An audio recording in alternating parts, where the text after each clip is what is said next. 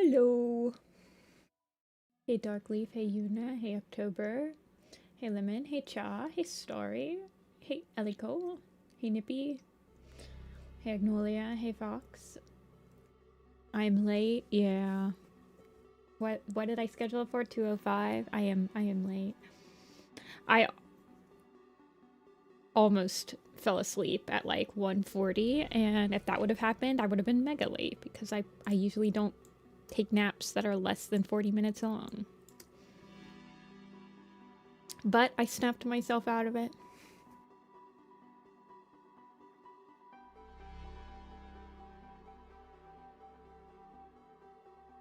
I did October. I need to print out, I think Ragged Star. I didn't have a button for, so I need to make him after stream. I was gonna ask if you had any other buttons you wanted. Do you want a Ridge Glow for your Birch Feather? Etc. But I will be making that after stream, and it should get sent out tomorrow. How many hours has this taken? That's a good question. I have not really worked on it off stream, so let's see how many streams it's been.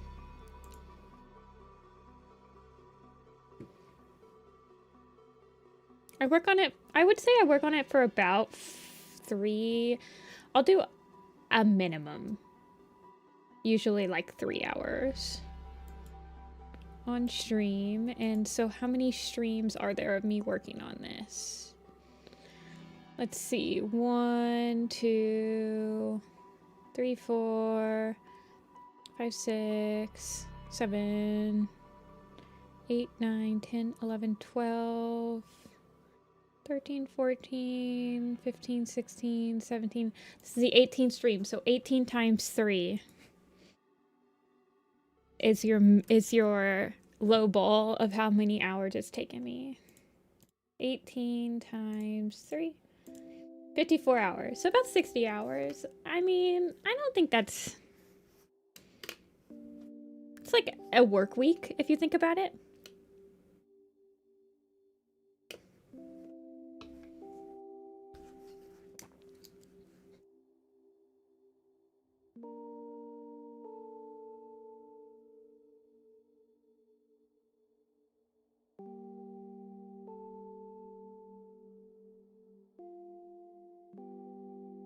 I would take her. I would be a sword torn between White Storm and Feather Whisker. Oh, I can give you a Feather Whisker. Well, you ordered 5 buttons, and it's easier for me to make a pack of 6, so I'll just sneak a Feather Whisker in there. Hey, Twisted. Because I have a lot of, like, pre-cut 6-packs. I can sneak a Feather. I'm gonna write that down in my phone. You do Shadow Clan Forest Camp? The Shadow Clan Forest Camp took me 2 weeks to do. I was probably working on it about 4 days a week, 4 hours a day. So yeah, I would say it probably took about as long as this one. This one I only work on for 6 hours a week, right? So when you think about it. I work on other stuff off stream. Feather Whisker.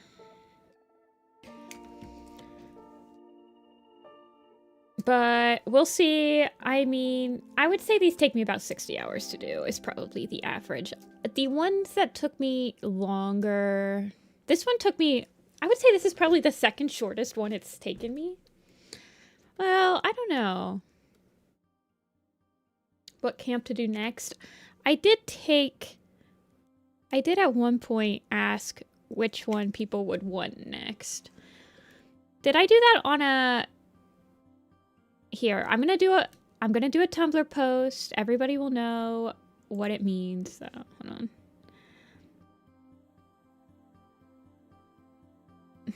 Okay.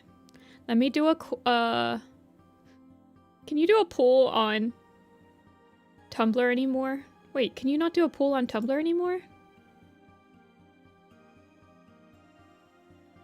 I'd pull. Okay. About to finish ThunderClan Lake Camp's illustration. Which would you like to see next? Question mark. Do you have any mascots? Yeah, the one that's my icon, Apple.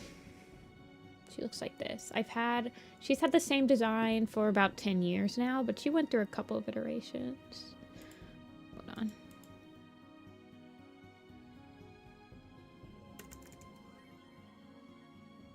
Ah, there she is. But she's had a couple iterations. I don't think I would change her much from this one, though. She's my mascot, and she's printed on my, like, promotional material, so...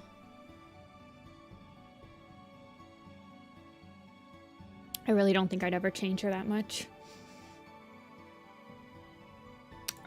She's gone through a lot of different ones. Let me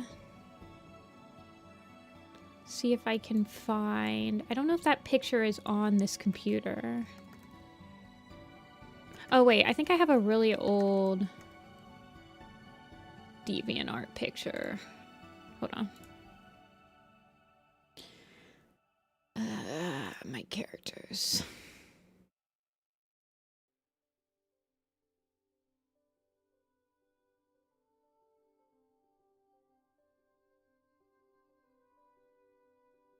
Let me try to find it.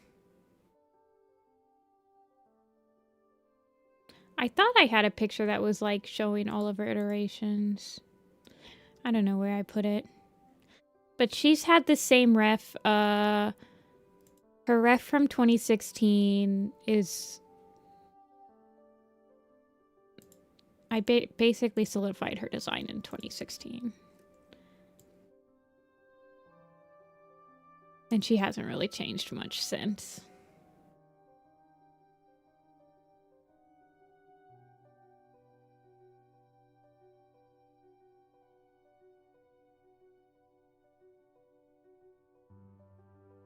Yeah, Apple Cozy. Okay. Let me make that Tumblr pool.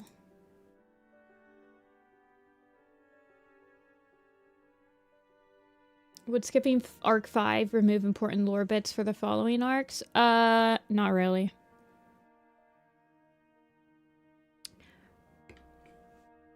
One of the founders becomes, like, slightly relevant in A Starless Clan, but I don't really think you need to know the backstory of the character to understand, like, his importance in Arc 9, so... It's pretty much standalone. Okay, about to finish ThunderClan Lake Camp's illustration. Which would you like to see next? So I'll do the camps first, so... We'll do Sky Clan Lake Camp. We'll do River Clan Lake Camp. Actually, I'm gonna put River Clan first. Because no, I'm just not. I'm just gonna keep adding. How many options can I add on this pool? Okay, I can do a lot. Wind Clan Lake Camp. The Moonstone. The Gathering Island, the Tribe, the Cave of Rushing Water, and or Blood Clan. I think those are the ones I have.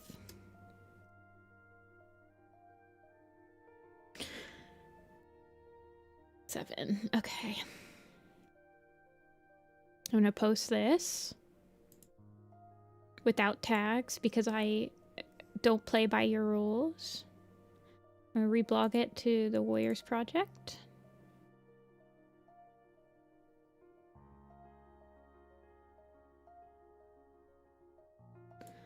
I'm gonna copy it. I'm gonna paste it in chat. In it.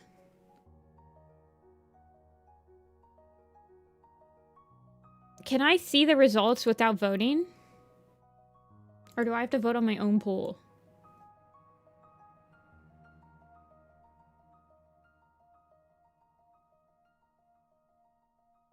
I guess I have to vote on my own pool, don't I? Which one would I like to see next?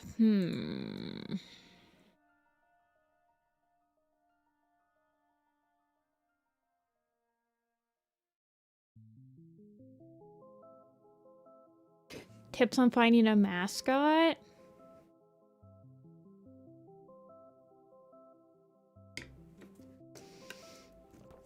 It depends on what you want to use it for. I did Apple. I mean, she's had a lot of different designs throughout the years. It wasn't until I was really kind of... So in 2016, I was 21 or 20. So it wasn't until I was in my 20s where I really, like, sat down and said, okay, this is what she's going to look like for the rest of her life. So I don't think you have to worry too much about, like, changing designs up until you're, like, a little older. I like print her out on fabric and stuff like that and use her on my business cards and all that stuff. So, I mean, if you're just using it for, like, memes, or you just want it, if you want it to be, like, a persona where it's, like, mostly yourself, then that's different. I don't really consider Apple I don't know if I really have, like, a fursona, because Apple is my personal cat. Like, she shares the same name as my actual pet. So, but I use her as, I basically just use her as a surrogate fursona.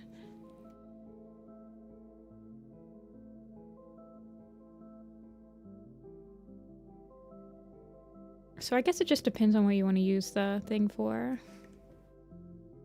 I use Apple for branding now. So... Oh yeah, I should probably vote. If I had to vote, I'd probably go for RiverClan. I'm just gonna do RiverClan. Oh, okay. So I'm not alone there. I'll refresh it.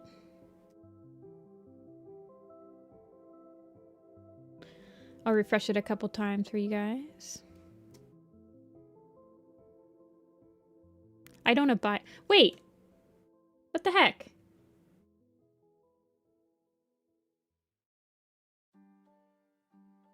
It doesn't show. What? If you refresh it, it doesn't, like, show you what it looks like? What is this crap? Can I just change my... I can change my vote, can't I? No, I can't. Oh, well, I accidentally typed SkyClan Lake Camp now. Okay, well, that's fine, I guess. Whatever, my vote doesn't... My vote matters more than everyone else's, so...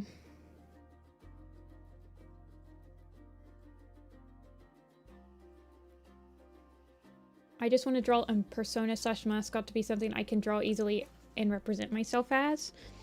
Yeah, I mean... I would say something that's not too complicated. Especially if you're, like, planning on animating or, like, making memes out of it, or you're... For me, I wanted a mascot that was very easily animatable, and also that I can, like, really just quickly sketch out, and that had... I don't know. Like, for me, Apple is a pretty malleable character as long as she has that red knit scarf and she's white on the underside and orange on the top, like a yellow orange on the top, then to me it's Apple, right? And then she has the 3 tufts of fur on the top and sides of her face. You can change a lot about her as long as she has those features, then she's still distinguishable as Apple.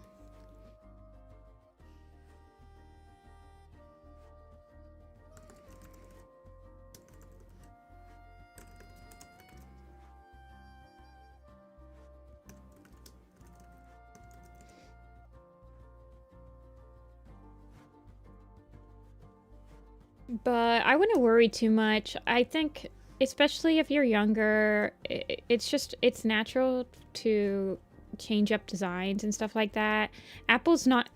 All of those features that I just pointed out that I keep with her now They were not always there. The only thing that's stayed the same through most iterations of Apple is that she's always had this lighter eye spot on one of her eyes. So that's genuinely the only thing that's stayed the same.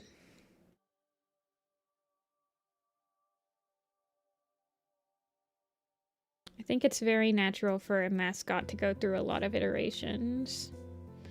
And with the internet being a very public place now, everyone, like, people, I feel like, are more aware of that. I'm sure Mickey Mouse went through like a million iterations, you know? It's like, just because you know the Mickey Mouse doesn't mean that there was like a bunch of times where he was different.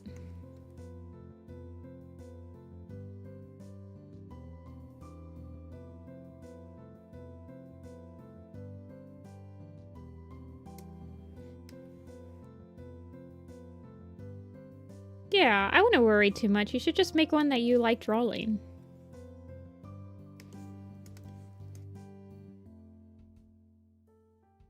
Just have fun with it. You can try out... Apple's definitely been more of like a persona than she used. She had much more of like a persona vibe than she does now.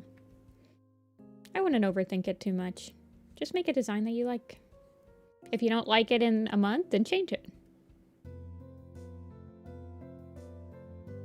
The nice thing about that is that when you go back to look at that old artwork and like get that hit of nostalgia, you're gonna immediately know what era they were from because of how your character looks. And that can be like a nice thing as well, to like kind of bookmark parts of your life.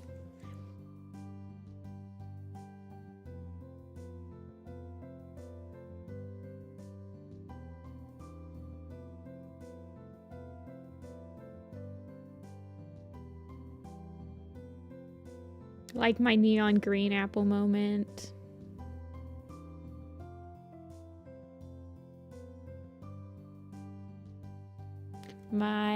She got dumped in she got tea stained, like she was a piece of paper moment where she was all kind of like neutrally,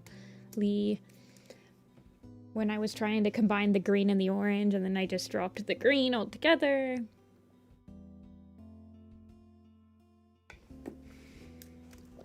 I don't know, just have fun. It's your character. You're gonna be drawing your character the most, so you should like to draw your own character.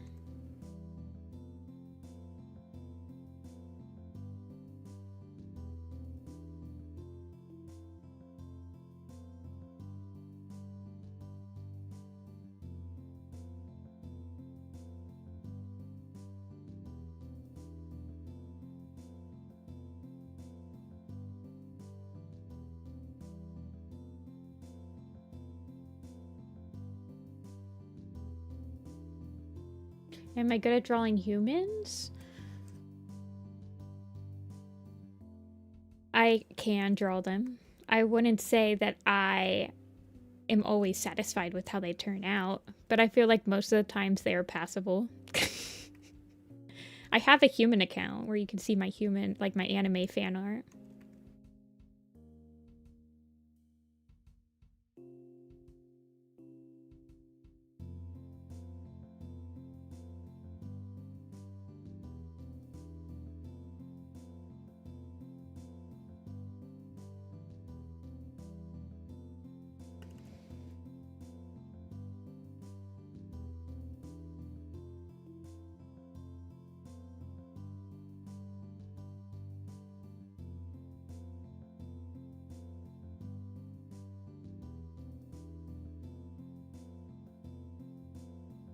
I feel like bringing humans typically does not bring me as much joy as drawing cats does.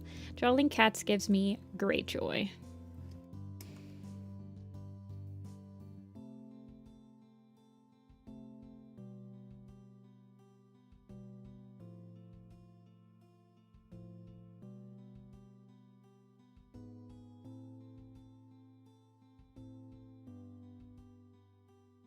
Trying to think of how I want Cherry Fall's shadow to fall. Well, I guess she's Cherry Paul, right?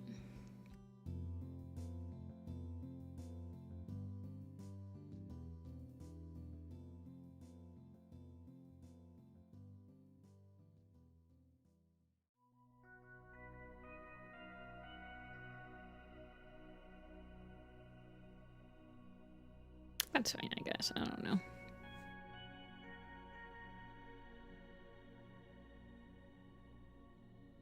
Hey, Silky.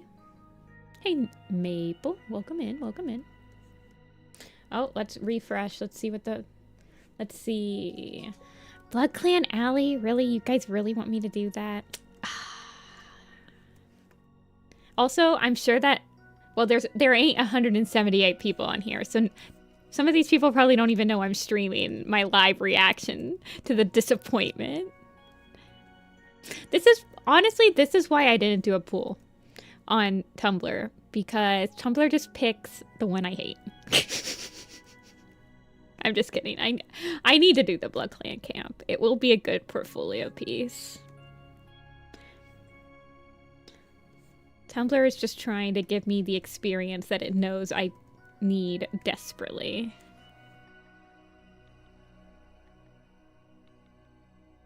It wishes for nothing but the best from me. Probably.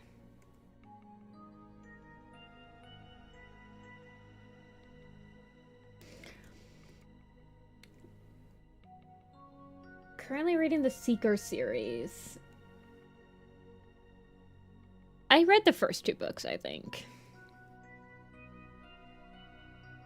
The Seeker series is the series that one of the new authors of Warriors is coming from. One of the... I don't remember her name, but she wrote some of the Warriors series, or some of the Seeker series, and now she is writing Guiding Light, I think?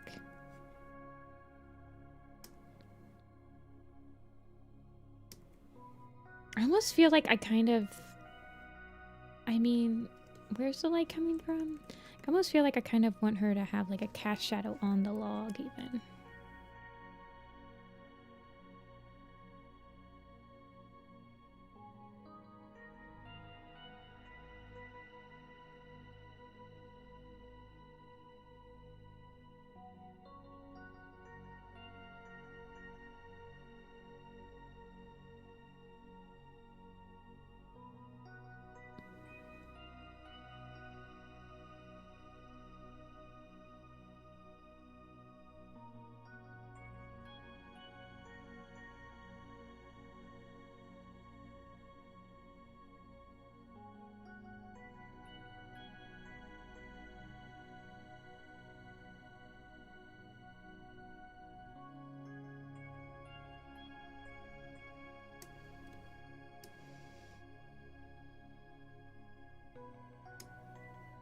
Hello, Cave of Rushing Water. Less work for me? Yeah. Honestly, I do want to work on the Cave of Rushing Water, but I don't know. I don't think anyone really cares about it except for me. But I pretty much only draw these pictures for me. I mean, I do print them out and sell them. But I wouldn't paint them. I wouldn't spend 60 hours working on a piece like this if I didn't enjoy doing it, you know? So.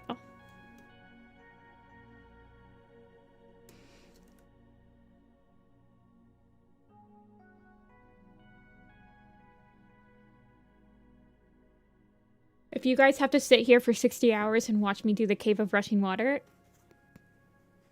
you guys are, well, you guys don't have to do anything. But...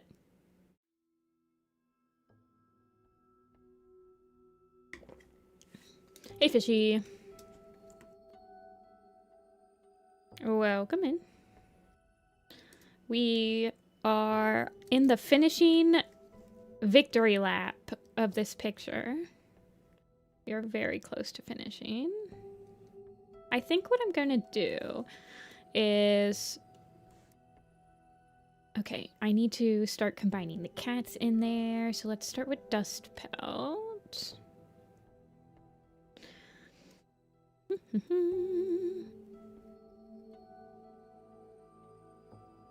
I'm gonna make these kind of merge in a little.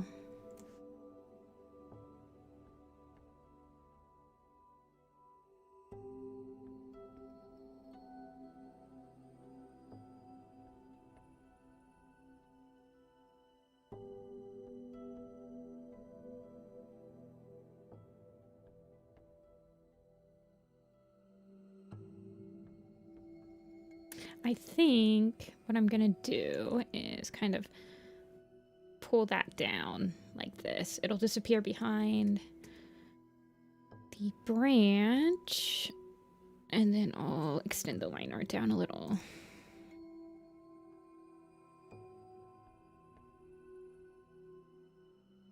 Would you ever do a ThunderClan camp?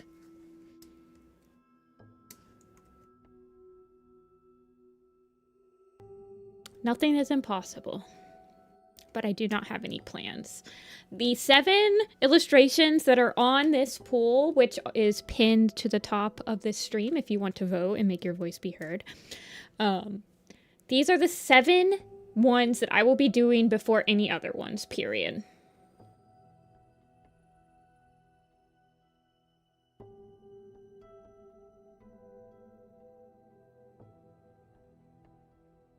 But I will say never say never. After I finish these 7, well, I'm going to be honest with you. By the time I finish these 7, I'm sure that, like, Changing Skies will have been finished. So we'll have to do the Changing Skies headshot poster. But then, I want to do my favorite, like, scene illustrations again. I only did the first book, so I want to do one for each book. It's a little bit awkward, though, because I don't know. I might start making them like mini prints instead.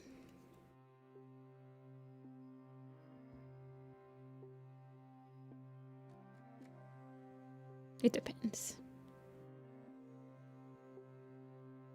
I think I'm just going to like do the very bare minimum of shading on him. Just gonna do like his back leg and stuff, and then just do like a global light kind of glow.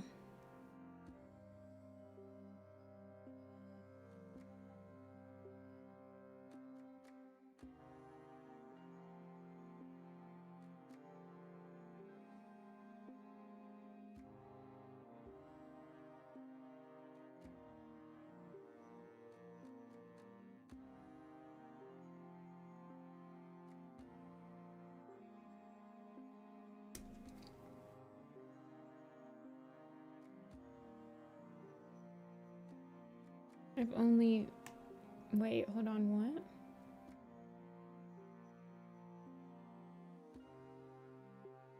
Okay, I don't know what people are saying. I've lost the sauce.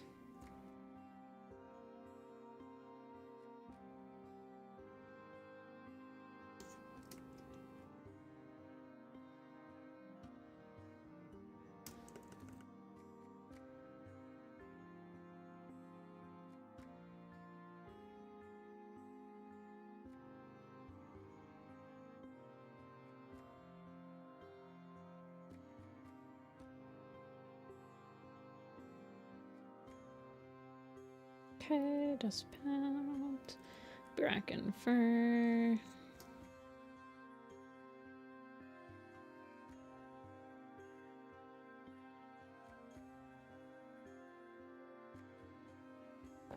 Traditional artists, graphite, pencils, or charcoal. I sketch with a mechanical pencil because life's too short to worry about which pencil I'm sketching with.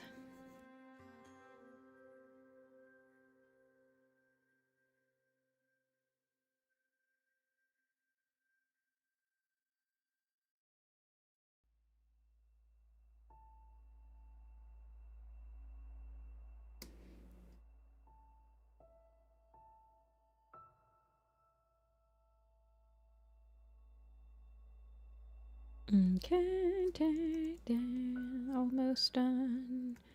Just gotta kind of, well, let me look. Am I on a point sample? Okay, that's what I want to be on. And then I'm gonna do that. This. I set up Clip Studio Paint today, so I should be able to do I should be able to start that Werecat animated background that I was thinking of doing last stream. This is layer 239. My layer count has been not that bad. this round.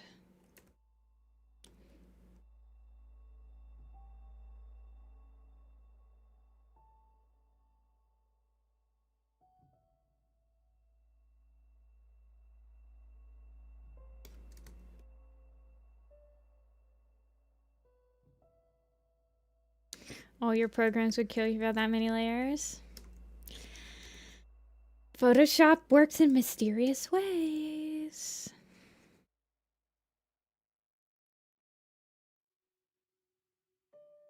Photoshop doesn't mind when I have this many layers, but Photoshop does get on me if I happen to be using artboards and I have too many artboards. I think Photoshop generally does worse for me with bigger dimensions than layer amounts, I mean.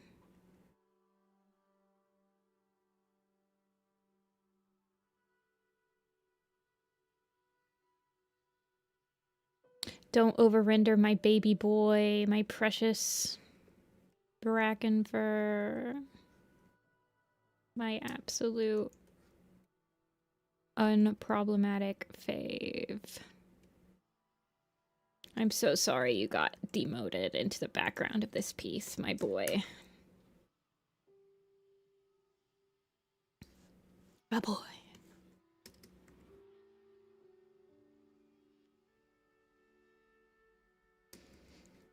My laptop crashes with MS Paint. Oh boy.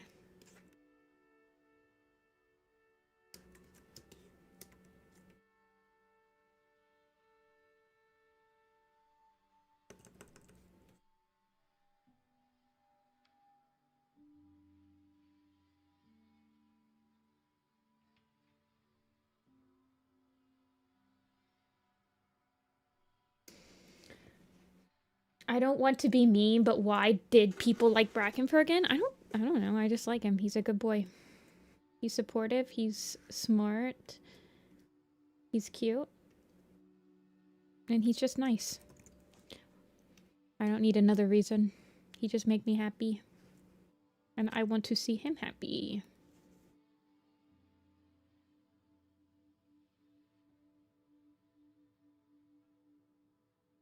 He did nothing wrong. He is unproblematic, yes. People try to make him problematic by, like... What the heck? People try to make him problematic by making it seem like it's weird that he falls in love with Sorreltail. And, you know, why don't you just sit down and find something real to complain about? That's my opinion on it.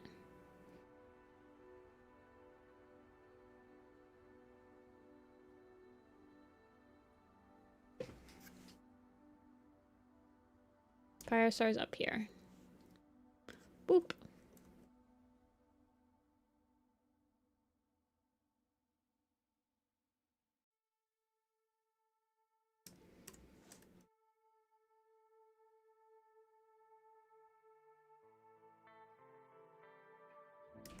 He's a piece of bread character-wise. Oh my gosh. Agnolia. I understand. I cannot help you with understanding the pure brotherly support and love that he exhibits and how good of a father figure he is. And he is an inspiration to us all. We can only hope to do half as many good deeds as Brackenfur did in his life. He's buttered bread.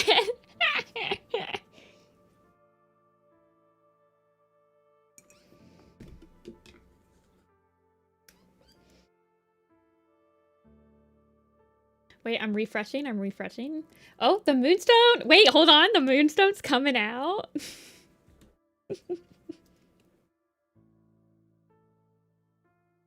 The moonstone is now in the Lee where I accidentally ignore that I accidentally clicked SkyClan Lake Camp.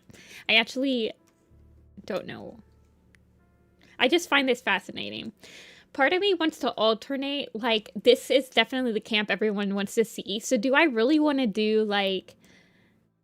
Maybe I should be like, psych, I'm doing the one that no one wants to see next. And then I have to alternate them so that you guys don't just have a bunch of, like, the crowd goes mild illustrations at the end.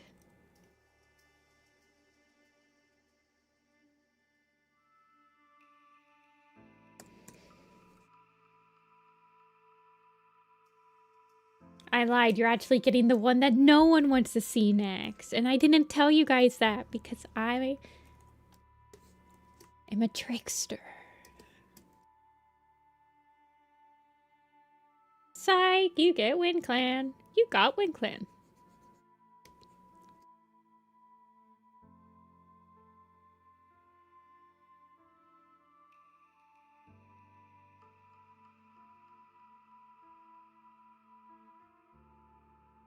I don't think he needs any more shading except for, like, that back leg, I think.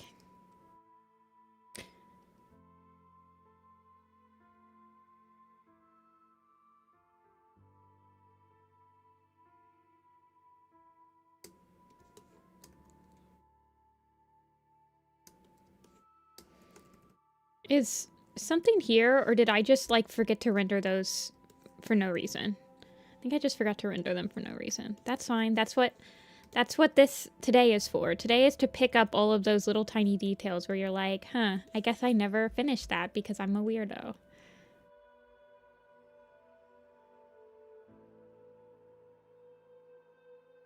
Hey, Amber.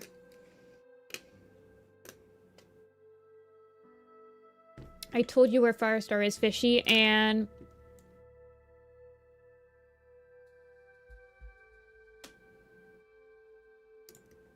I shipped you.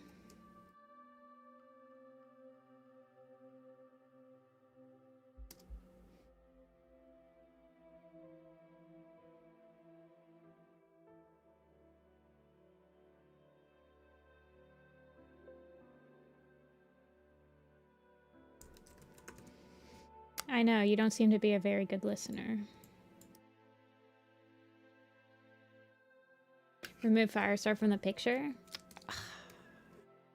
I would never do that.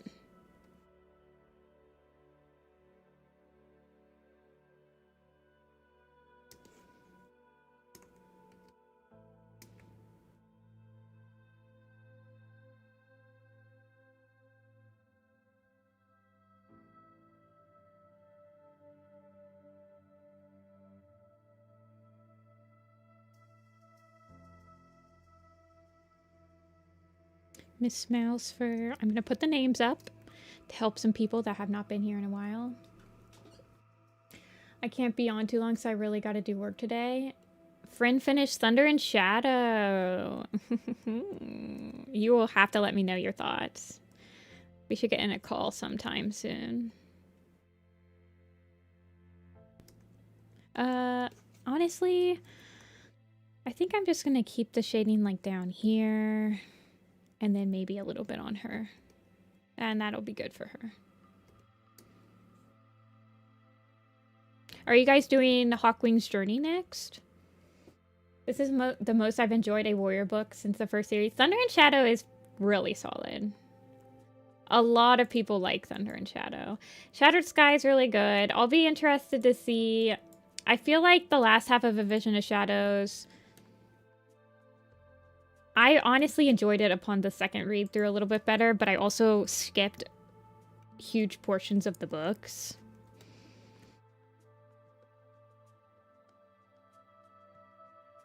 Strike Stone. Yes. My boy.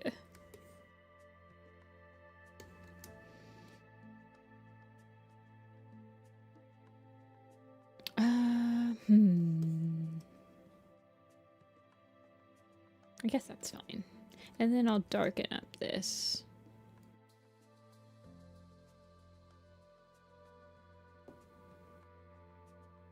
But I'll be rereading it this weekend. Yeah. Good luck, good luck. It's pretty good.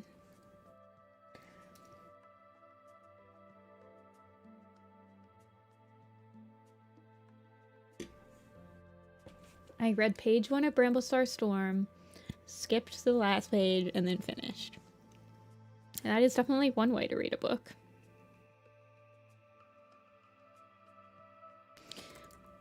Base for Purdy.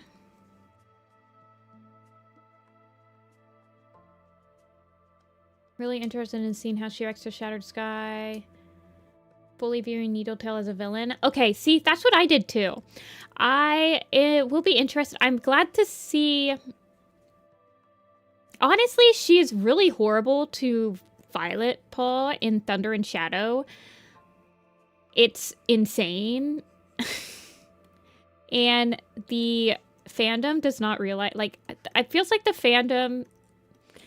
Needletail likes to gaslight Violet Paw, but the fandom likes to gaslight me about Needletail. That makes sense. She's like... honestly pretty horrible. And then she also... oh man, there's this one scene that sticks with me every single time I reread it, but even like when I'm finished reading it, and I always think about it. There's a scene where Alderpaul comes to deliver the red feather to Violet Kit, and he arrives in ShadowClan camp, and he's like, hey, Needlepaw, how's Violet Kit? And she's like, why should I know? I don't want to hang out with a stupid Kit. That freaking scene, because then it's not until Alderpaul basically is like, you're being really just insane. You're the reason that she's even here, and you don't even want to hang out with her. And it's not until Alderpaul actually, like, makes her feel embarrassed that she basically just takes Violet Kit with her when she's, like, going out of camp and makes her break the warrior code and crap. I don't know, man.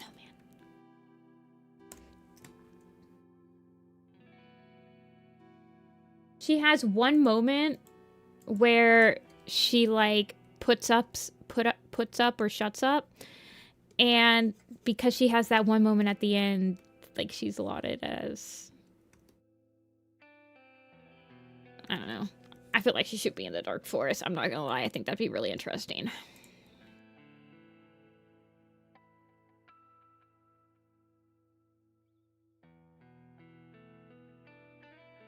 She's like, I'm an apprentice. Why would I hang out with a stupid Kit? That's literally like what she says.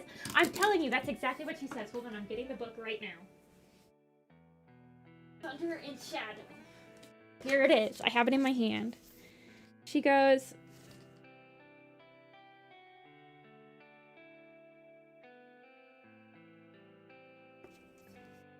Where is it? Where is it?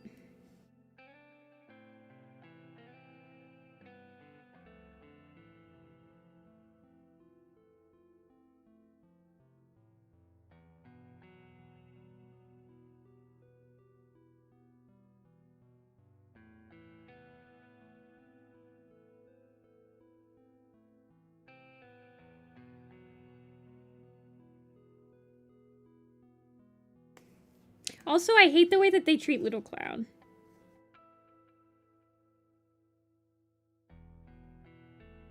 Yeah, here. This is what she says.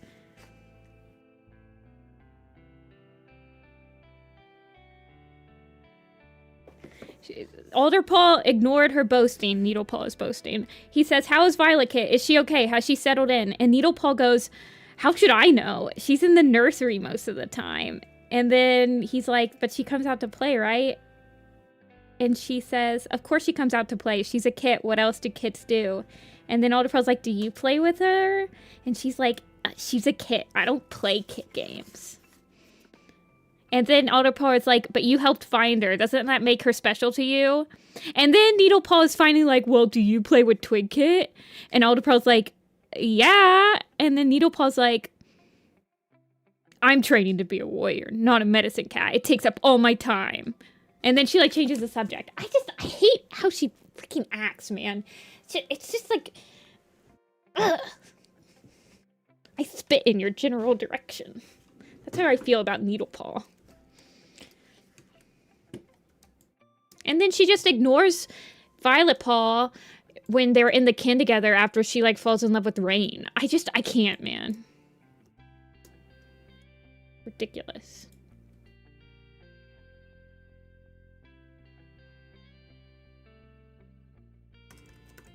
Okay, I understand that, but what pisses me off is that no one cares that she acts like that to her.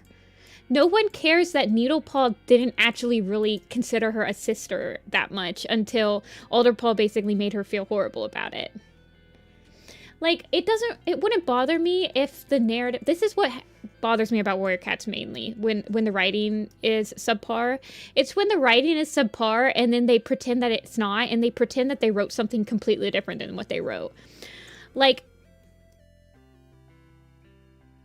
it's not until Rain dies where Needletail is finally like, oh, well, I guess I can think about Violet Paw again because my boyfriend's dead.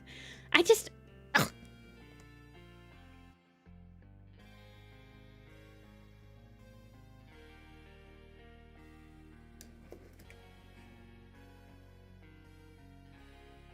No, it makes it seem like Needlepaw fought for Violet Kit to be part of ShadowClan just because she wanted to be important, because she believed Violet Kit to be part of the prophecy, not because she cared about her. Does that make sense? I mean, that's how they're writing it. Like, she only wanted Violet Kit because she thought it would make her important. And that's never... It wouldn't bother me as much if that was ever addressed. Like, can we... Like, it's never addressed. Ah, never mind. I don't honestly care too much about Needletail because I don't really think about her that much. And a lot of people do like her. And I think she's one of the characters that the fandom makes a lot more redeemable in my eyes than the books do. But, like... She is honestly pretty freaking horrible to Violet Paw and Thunder and Shadow, in my opinion, and it sucks.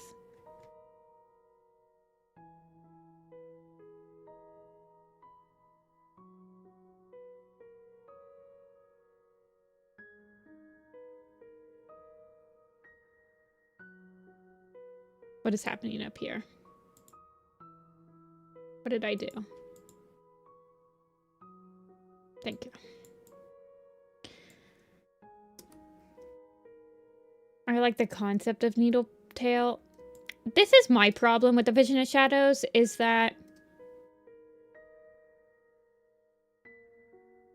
I feel like there should have been more time spent in the apprentice quest getting to know the apprentice's plights in ShadowClan, and then even inevitably leading up to the coup in Thunder and Shadow. I feel like just seeing some apprentices' motivations a little bit more would have been a little bit more compelling.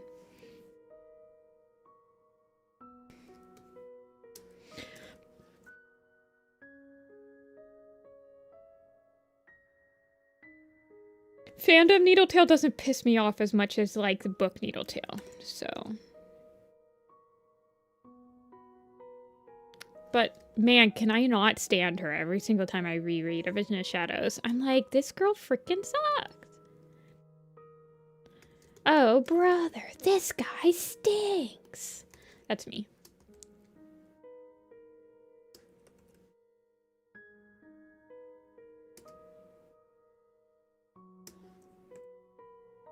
What makes me like Clear Sky? Because the narrative doesn't act like Clear Sky did the right things. All the characters around Clear Sky also don't like Clear Sky, except for his brother. But, like, the unconditional... I appreciate the unconditional love of, like, a family member like that. It speaks to me on a personal level. But I like Clear Sky because the narrative doesn't pretend like he's completely absolved. He's absolved in the eyes of his family. Like, he has that moment with Jagged Peak in A Force Divided. He has the moment with Quiet Rain. He has the moment with Thunder. He has his moments with Grey Wing where he's risking his life to save all of his kin and stuff like that. And he is absolved and, like, forgiven in the eyes of his family members. But it doesn't translate to everybody else in the cast. Windrunner still hates him. All of WindClan still can't stand him. Riverstar thinks he's kind of an idiot. A lot of characters do not like him. And the narrative doesn't try to pretend that he was better or worse than what he did.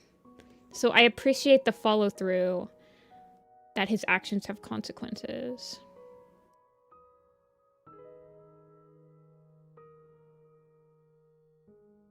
You'll find that the characters that I can't stand the most in Warrior Cats are extreme victims of bad writing and or kind of like retconning.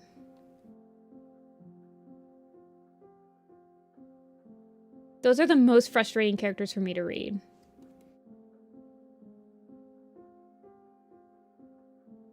So Needletail, I didn't have any... This is the thing. Needletail and Mothlight, I didn't really... I wouldn't even say Needletail's... My opinions on Needletail are that strong compared to Mothlight's. Neither of these characters that I hated the first time around. I hated them subsequent read-throughs because I realized that all of these issues that they were having and all of these bad character moments are never elaborated upon afterward.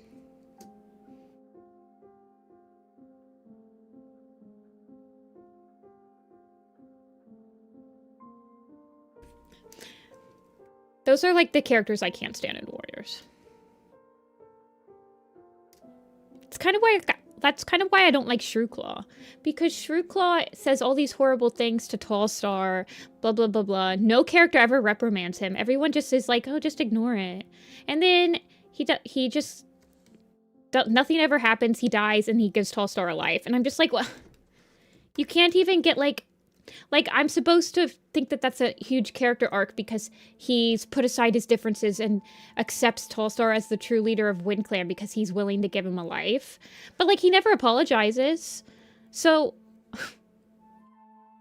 get out of here. That's what I don't like.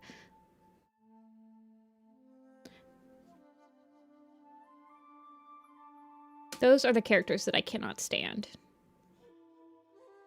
They are all victims of bad writing. All of the characters I cannot stand, if they were written better, I'd probably would at least feel indifferent towards them. You know?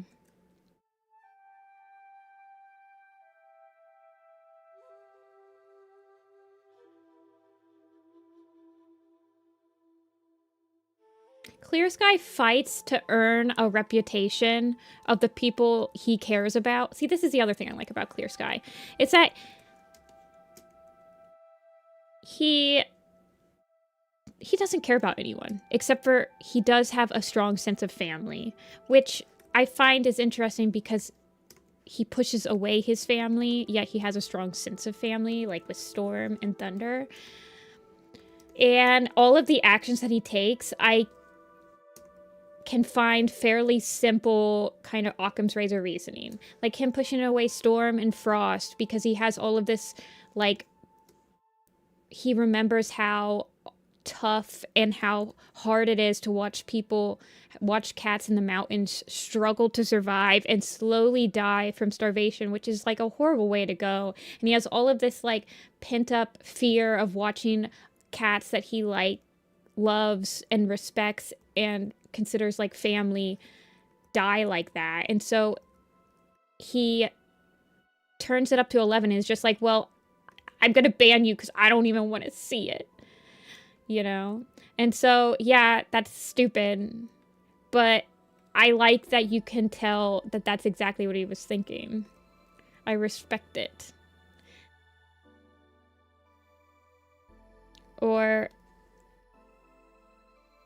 But just because he's understandable doesn't mean I agree with him. That's the thing. I just find that his motivations are very... I understand he's coming from somewhere that's like, okay, I understand what your motivations are, but you're also like insane.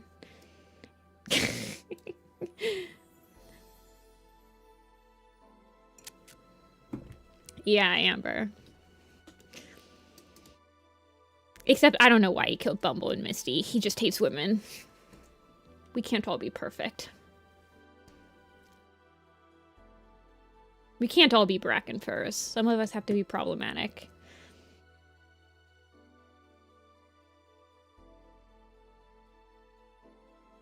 I don't really defend anything he does. I just appreciate that I can understand it and that he's good for the plot.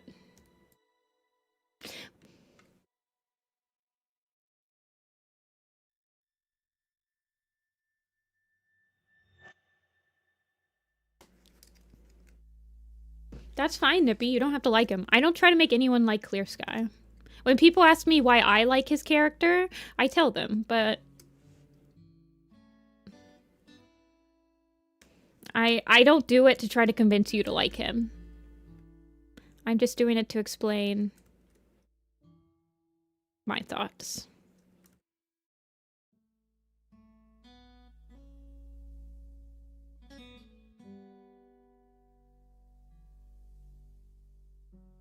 Bright moon. Posts on the clans. Now, you see, I did too, Amber, until I realized that he's an antagonistic figure. He also has... He has a lot more of a respect for cats that grew up in the mountains. So, I felt like upon subsequent read-throughs of like Mothlight's Vision and Riverstar's Home, it honestly kind of makes sense that he would kind of bully Wind Clan and River Clan because he probably just doesn't respect them as much. Because he's like, well, you didn't grow up in the mountains. You don't know hardship like we do. You don't know how to lead in like a time. You don't even know what suffering looks like. Blah, blah, blah, blah.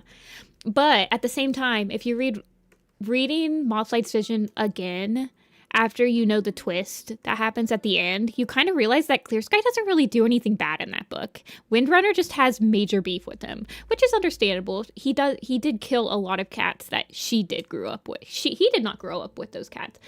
But it's kind of implied that she grew up with Fox, she grew up with Frog, with Tansy, with Frost, with Furcone, with Snake. Like, she grew up with a lot of cats that died because of Clear Sky. So it makes... She just never liked him, period. She never liked him. So, at the same time, I feel like she would just take any excuse to murk him. Or, like, oust him.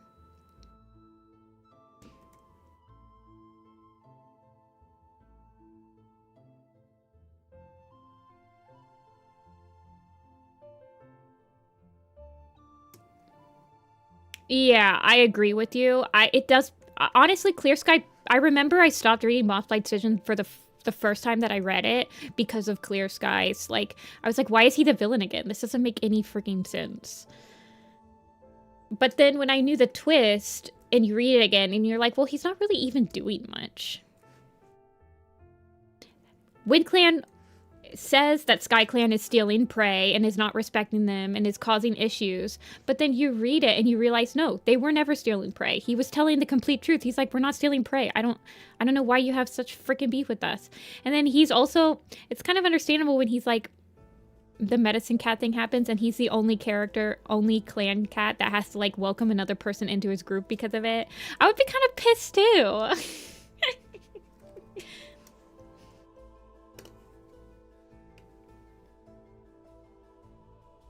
His involvement in Micah's death. Yeah, that's when I stopped reading it. That chapter is the first time I stopped reading Mothlight's Vision was because of that chapter. I remember I just put it down and I was like, I can't do this. This is pissing me off too bad. So I completely understand. I'm not discounting your opinion at all because that's also where I stopped reading it the first time. As another fellow Clear Sky enjoyer. Okay, Spiderleg, I need you to relax.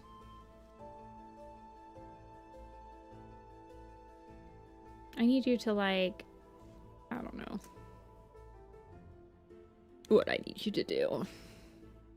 I need this to be on multiply, I think.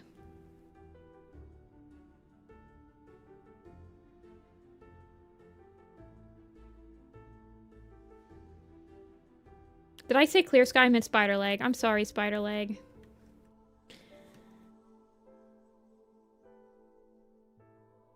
Willowtail and Redclaw? Yeah, for sure. That is definitely a chapter that pisses me off. You know what other chapter pisses me off? The one where Wind Clan is like, actually, because Clear Sky's late to one gathering, we don't consider them a clan anymore. Who's with me, you guys? And then everyone is like, what the heck?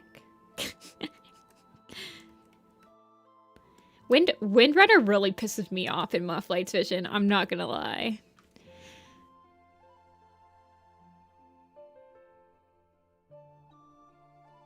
She's very similar to Clear Sky, in my opinion, in that she kind of like chooses violence before anything else.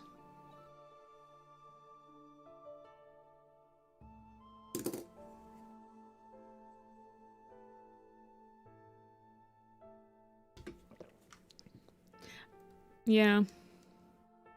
I mean, Wind is the one that outright tells Bumble, hey, you're not allowed here. We hate your kind. She doesn't say it like that, but she goes, you really think they're gonna let somebody like you in if they won't even let me in? It's crazy. Yeah. I mean, there's a reason, like, that's very, like, a leadership quality. Just, like, the confidence to make a decision.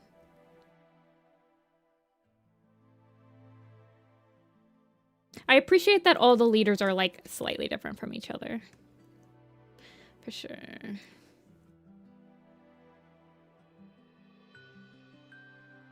Alrighty, I think all the characters are integrated, so now it's time to do some finishing touches. Honestly, I feel like Rose Petal is kind of blending in too much. Can I turn this down just a tad? To maybe like 15.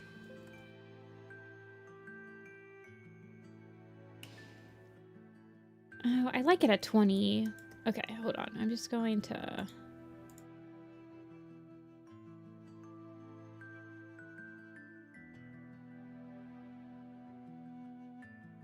get a quick mask on there.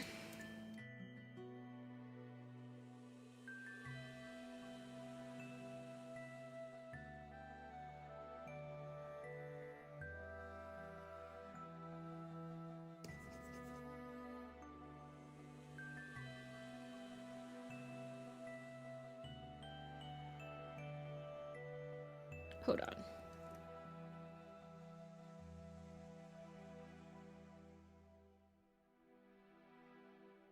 I just want to push her head out, I think, just a little bit.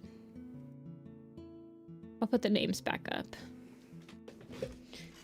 When trying to be in charge, I was always cheering for Tall Shadow.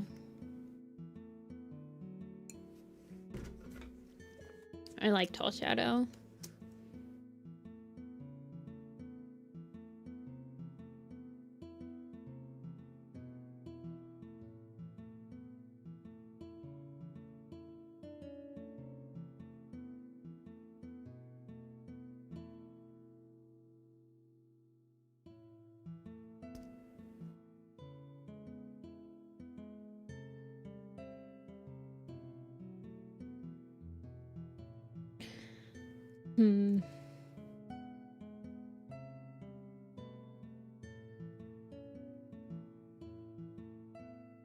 Do I like that? Maybe I should just... You know what? I'll just blend her in. I mean, she's in the background.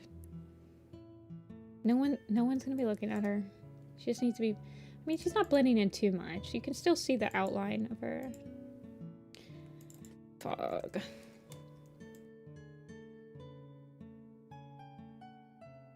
I do think Purdy needs to be brought out a little bit.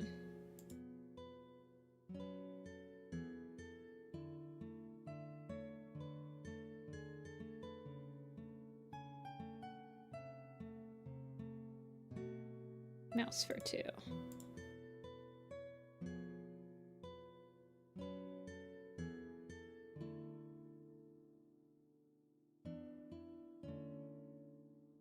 Spider leg, I'm struggling with. This is the thing about black cats when I'm printing them out. Toadstep also needs some work done to them.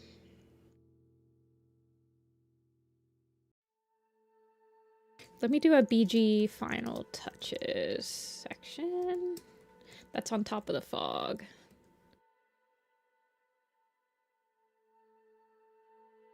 I'm gonna kind of enunciate his tail shape a little bit, I think.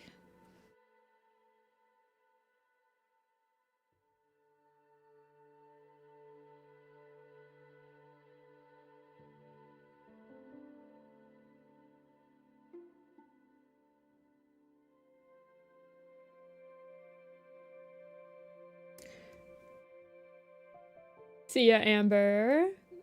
Good luck reading.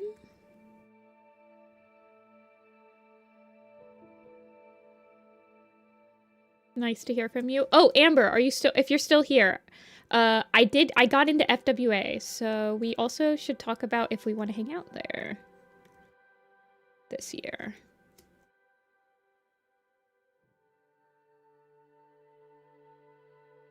Okay, I think I'm going to kind of darken up his line art a little bit.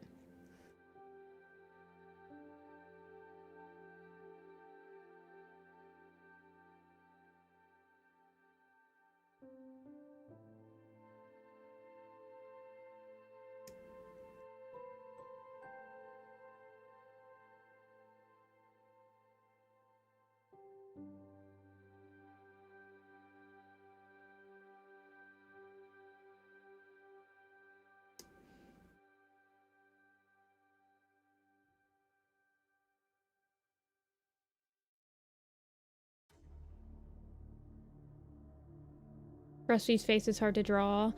Oh, for Warrior Animated? So on his sheet, I believe his sheet's in the style doc, right? On his sheet, it has a breakdown of like how each of his marks kind of like go in on each other.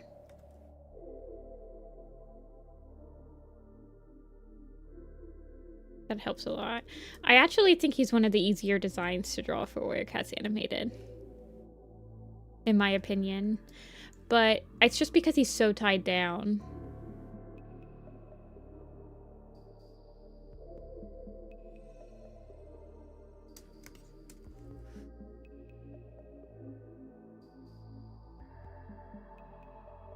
Hey, Kara.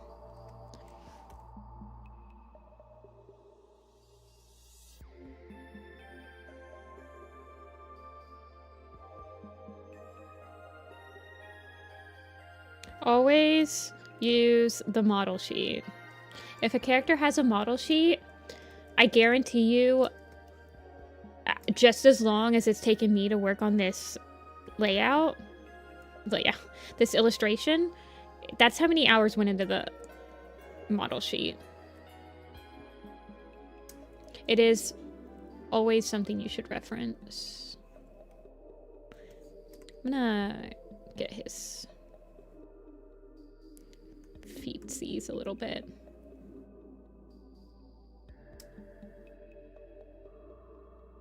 I did in fact start drawing every single Warrior Cat alphabetically challenge. Oh my gosh, good luck when you get to the bees. The bees are definitely brutal when you're doing it alphabetically. I wish you nothing but the best.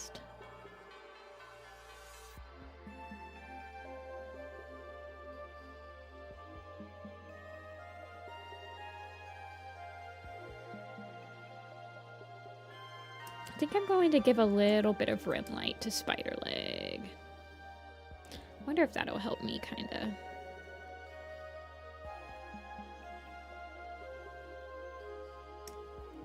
Maybe like more of a brownish?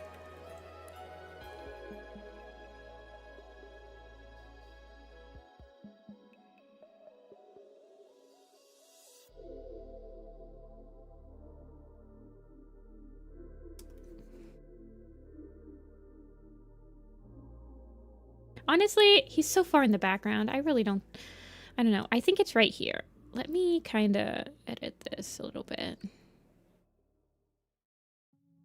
That's throwing me off. This like going right into his shoulder.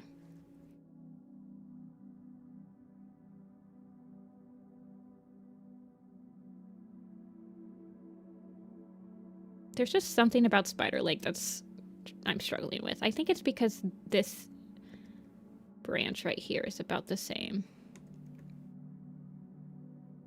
value, and it's poking right into him. Honestly, maybe if I just got rid of the whole thing.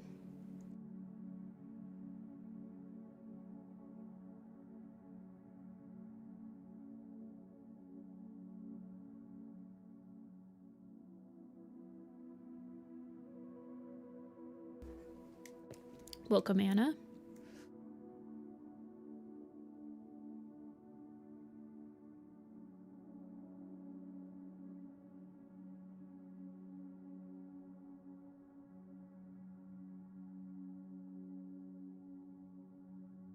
Yeah.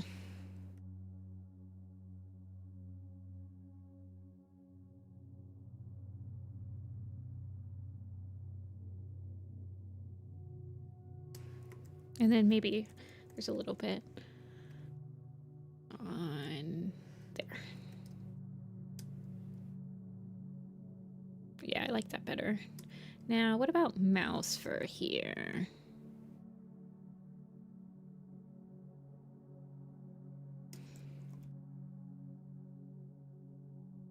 Clean that up a little.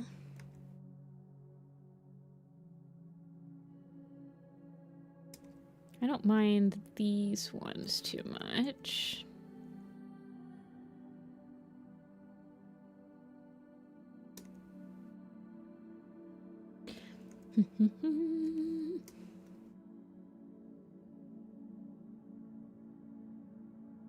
Lemon Shark is in chat. Lemon. I know I think Lemon's here. I think I said hi to them earlier.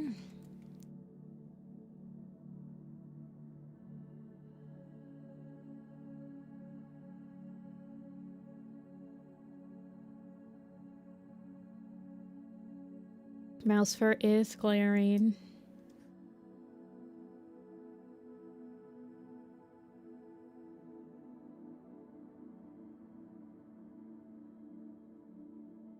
Mouse fur no. I would never commit tax evasion. How dare you suggest that?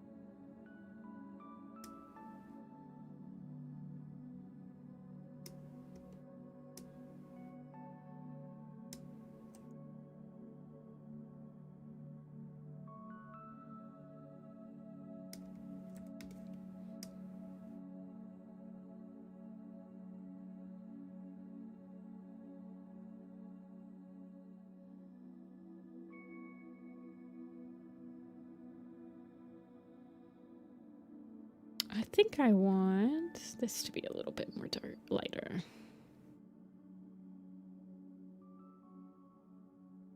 I don't think that needs to be lighter, but I do want kind of the stick to pop out a little bit more. Darker right here, maybe.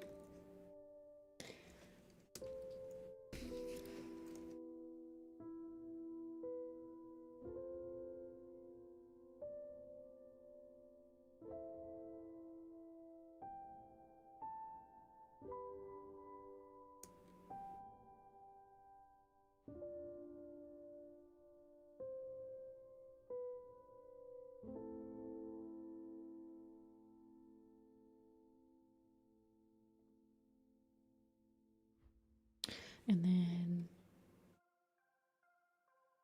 I think I want cherry to just feel more saturated, just slightly.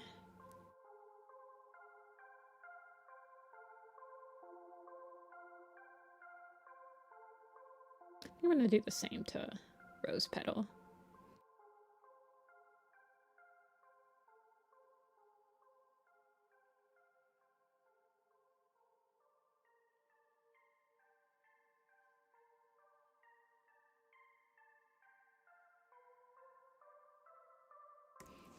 Darken her up.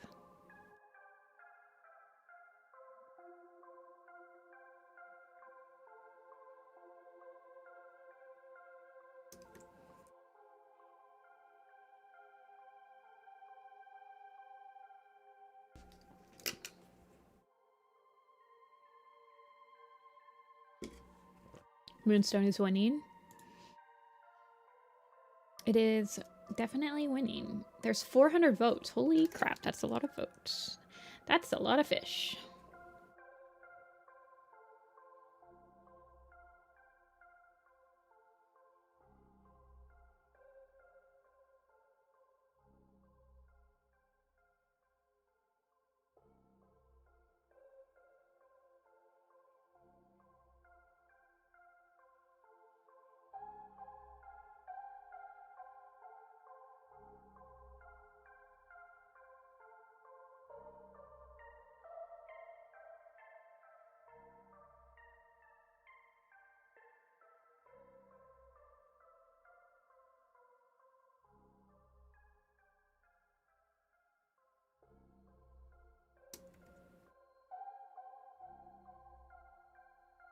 I think I'm gonna... What do I want to do with this?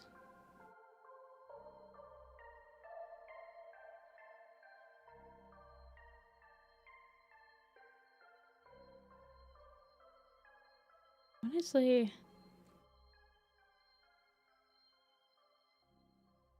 kind of thinking that Dust Pot doesn't even...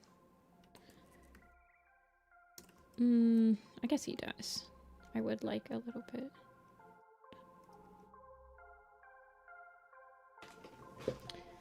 Hey,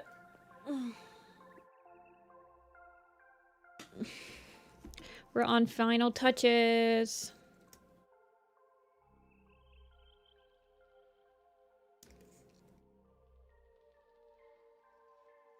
I voted Moonstone because it was losing.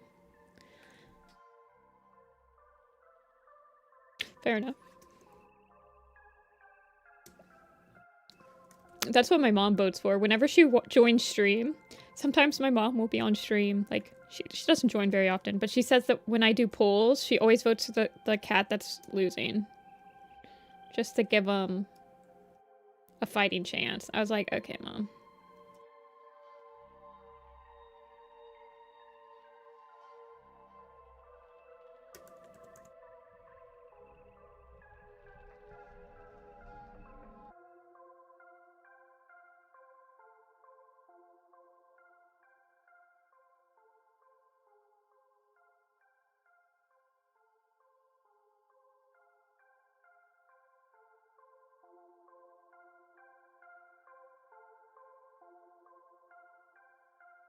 We're almost done. Hopefully. I don't know if I'll finish today, but...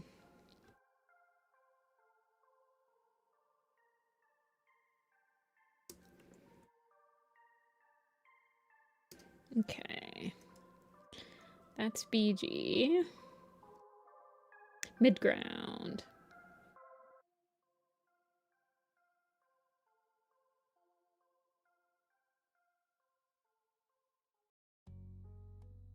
Okay.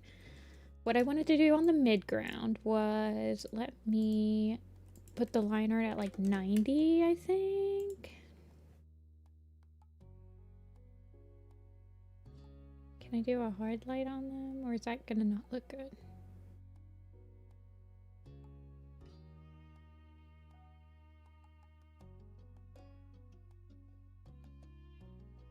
That's not hard light.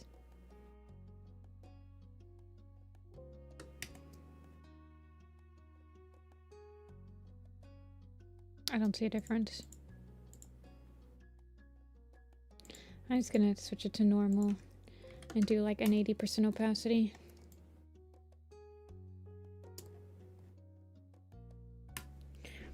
Millie looking at Briarlight? Yeah.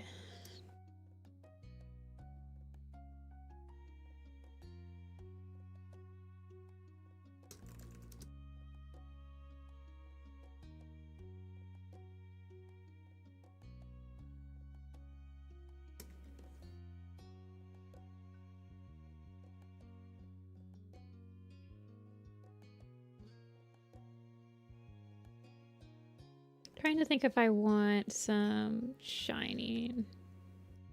I guess I don't really need any on them. I would like to maybe put them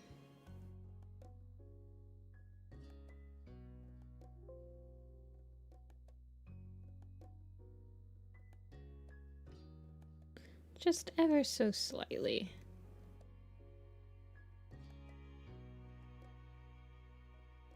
Lighter.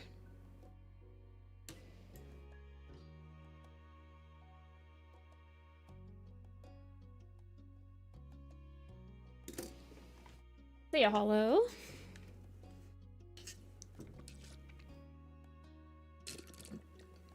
Oh, I need more water soon. How long have I been streaming? An hour and a half? It's almost time for break. Okay, I want a little bit of light on here.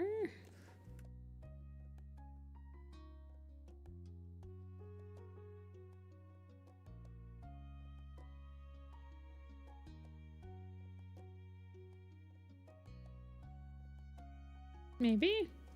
Maybe not.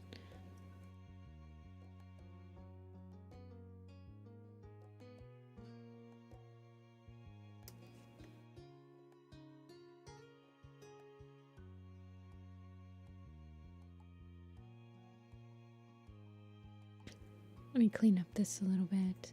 Maybe I want some darkness. Actually.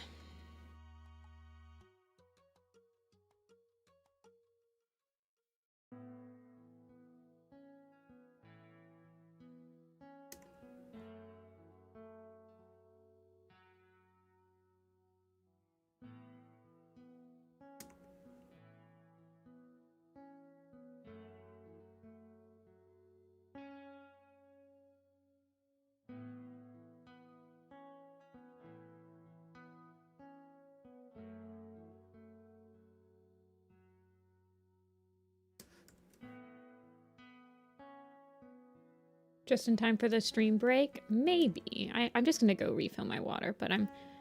I honestly don't know if Gray Stripe needs any lighting like this. I think I was just getting lost in this area right here, was kind of pulling me away. Honestly, I also kind of don't like this really saturated paw pad that he has. I might switch it up on his rush sheet. I know that I just have him very saturated, but it doesn't really work that well with a lot of stuff. See ya, Nippy. Hazel tail is also kind of blending in. I'm gonna move all of her shading and stuff underneath her line art to get her darker.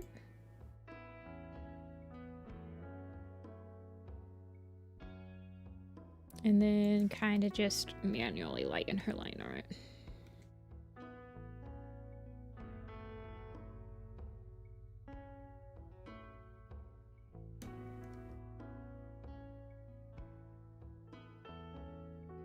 Almost done with my energy drink.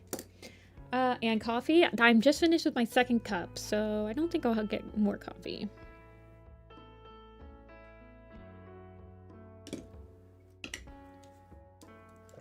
Alrighty, we got a tangent with her tail in this rock line. Get out of here. Pew, pew. Playing laser tag with the tangents constantly.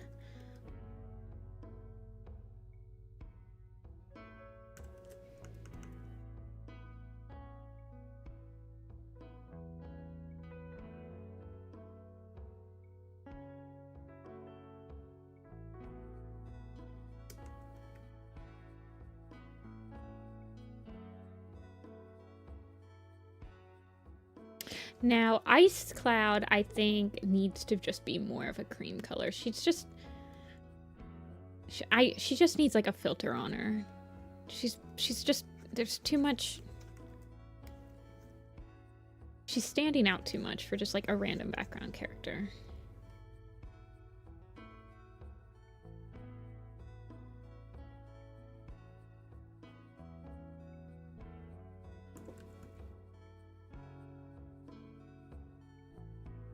Why are you black?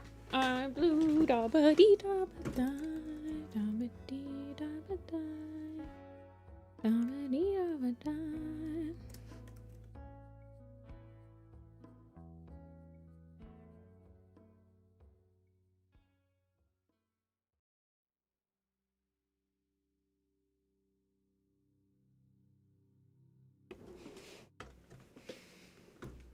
That song's old. You're old.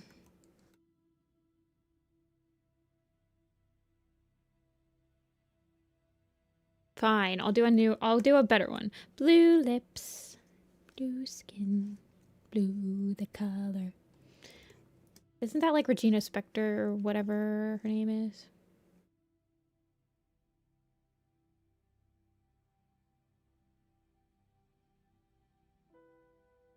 That song's getting pretty up there too now, though.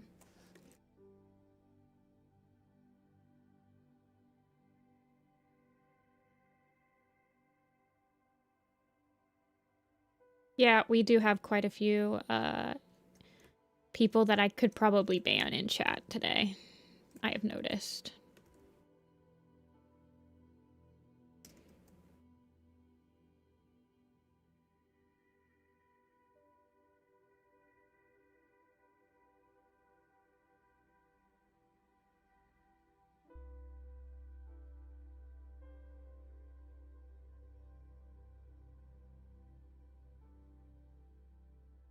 If you catch my drift.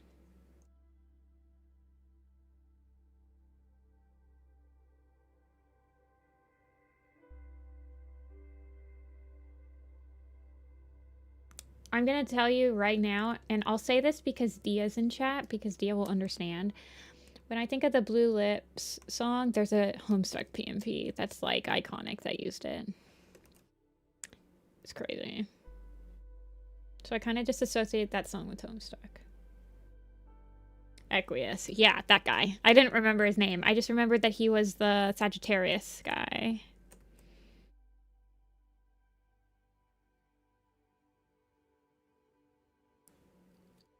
Coffee drinkers only. Nah. More for me if you don't like coffee.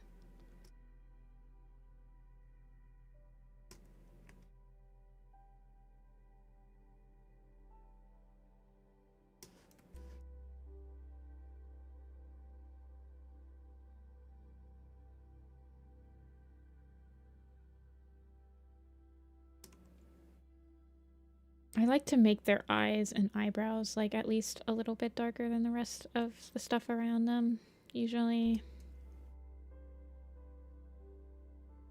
Just to make them stand out a little bit more.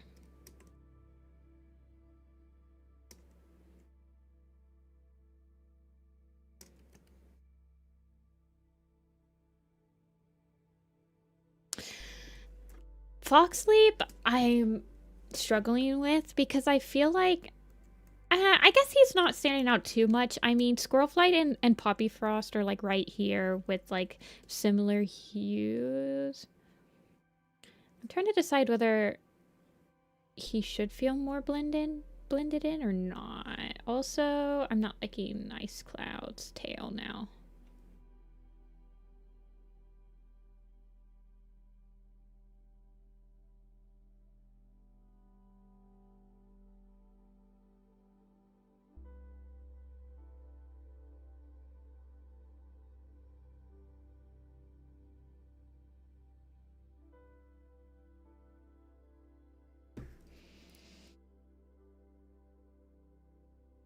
I don't take sugar with my coffee. If I'm drinking an espresso or like a Greek coffee, something that's like an espresso size, then yeah, you just chug that.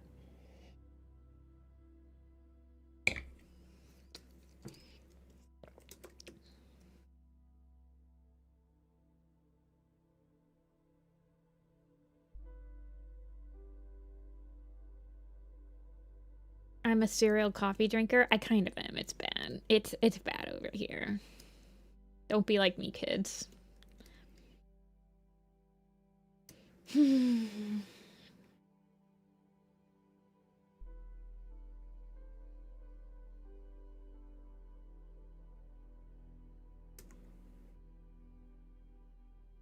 I do think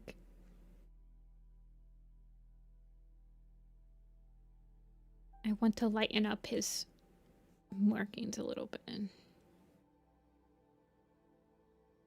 Started drinking cappuccinos. Cappuccinos was my first coffee drink that I drunk regularly. I drank English toffee cappuccinos from Tim Hortons when they had them. Tim Hortons has gone really downhill lately.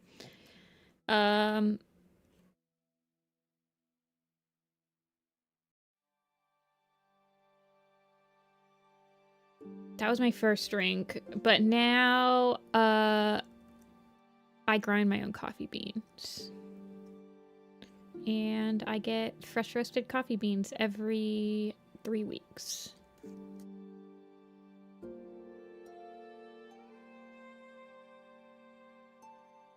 And I just do, I'll either do it like a espresso or I will drink it with some cream.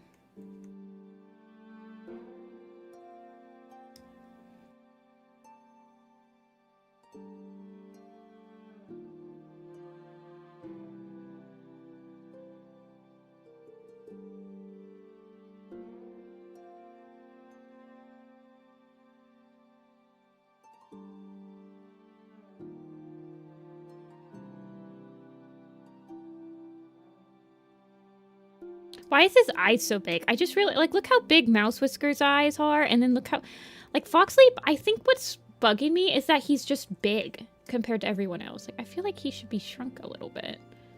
Oops, I forgot that I need to...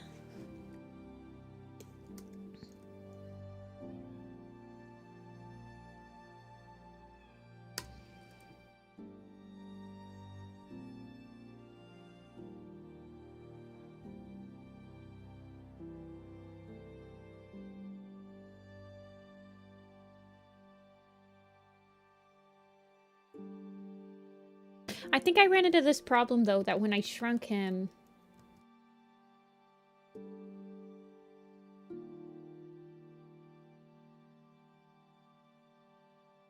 I'm gonna have to push him back a little bit. And then I'm gonna run into this problem with Briar's ear.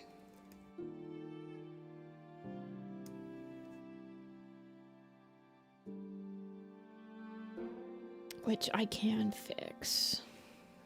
If I kind of push his feet in a little bit. Do you have a machine to grind the beans? I have a hand grinder and I do have a machine, yes. I have both.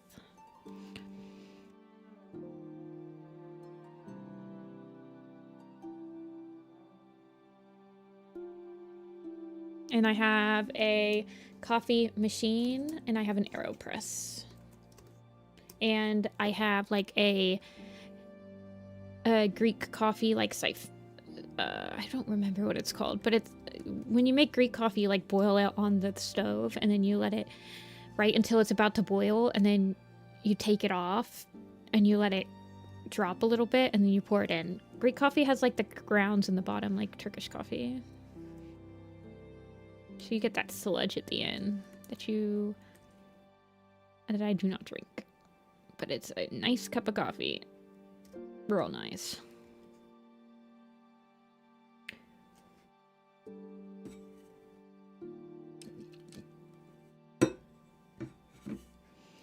I'm gonna have to get more water soon, though.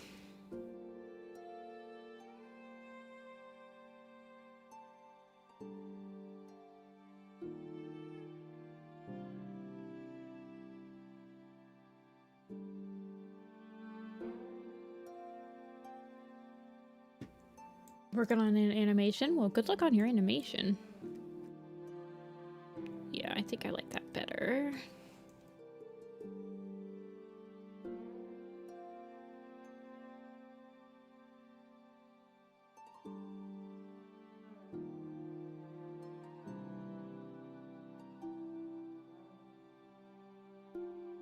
Ice water hurts my teeth. I used to chew ice. When I had the major, I mean, that's a symptom of anemia if you chew your ice, if you chew ice. I used to chew it all the time. Now I just drink water kind of like slightly cold. But I completely understand.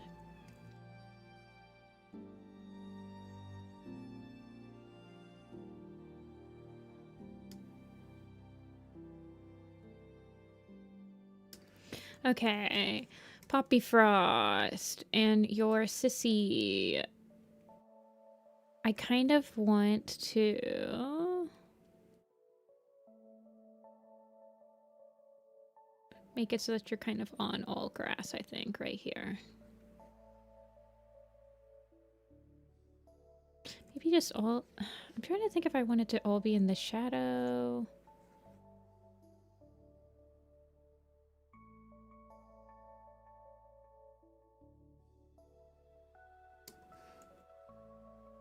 Yeah. Chewing ice is when you have anemia, you have the desire to chew non-nutritional objects, such as ice, minerals, rocks. I mean, ice is the most common one. It means that you're having a problem with your iron, typically.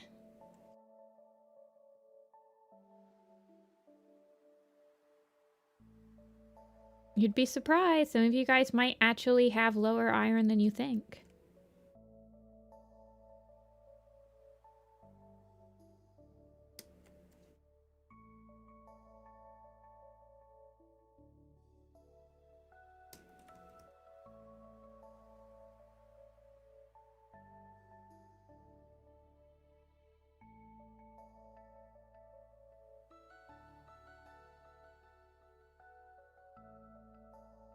I'm trying to figure out what I want to do here with Cinder. I think I definitely need to give him some grass blades.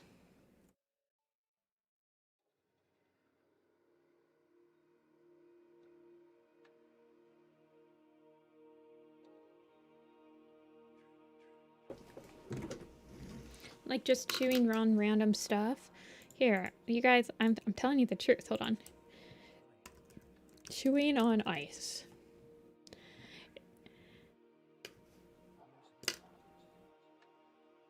Why people crave ice. The most common cause, iron deficiency. Chewing ice may temporarily boost alertness by increasing blood flow to the brain.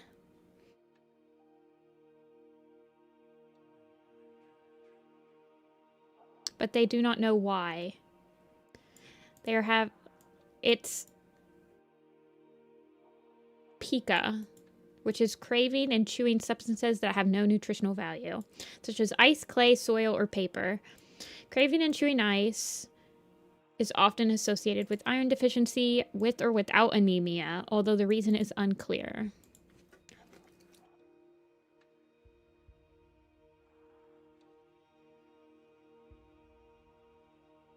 Pulling out that my sister is a doctor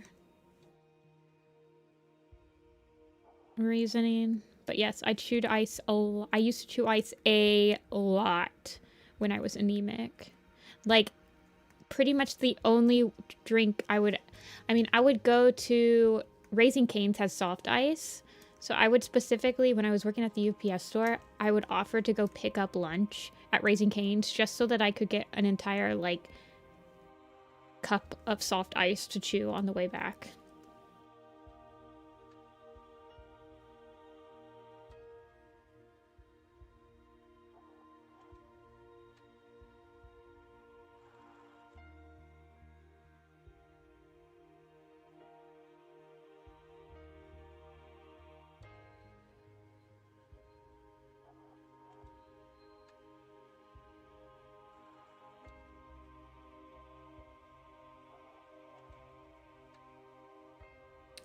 I mean, anemia is a pretty common thing.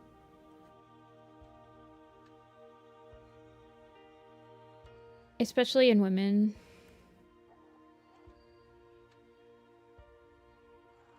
So a lot of people don't realize, I mean, you can have an iron deficiency and not be anemic. When I was at my worst anemia-wise, well, I mean, I passed out a couple times because my iron was so low. But when I was at my worst, it's just like, even just standing up, you might feel just a little bit woozy if you stand up too quickly. Another way you can tell if you have anemia is if you look in your, if you look at the, this is, I don't know how to explain this. But if you look in the mirror and you pull down your lower eyelid and you look at your underneath of your eye, not the eye, but the eyelid, sorry. If you look at the eyelid, if it looks too white, that's also a sign of anemia. It shouldn't look super white. I don't know. I never had to get a blood transfusion, though I did go see a hematologist. And once I'm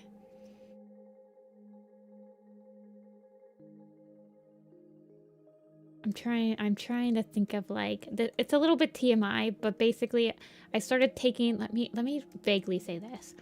I started taking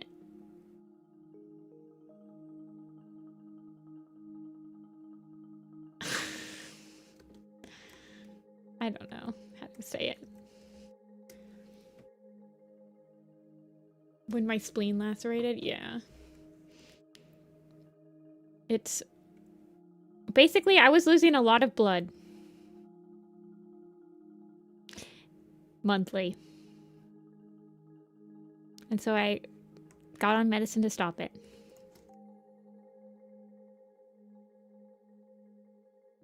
And now I don't have anemia anymore.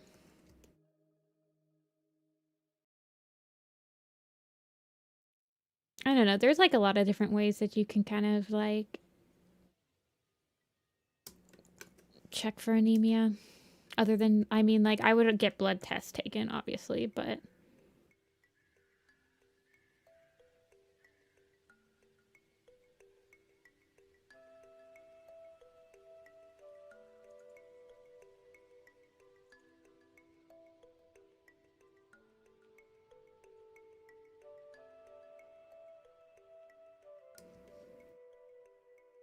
let's get some.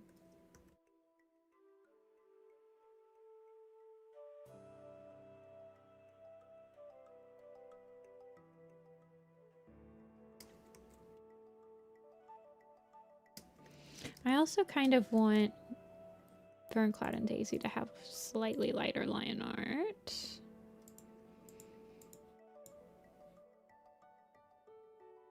Like maybe more like this color.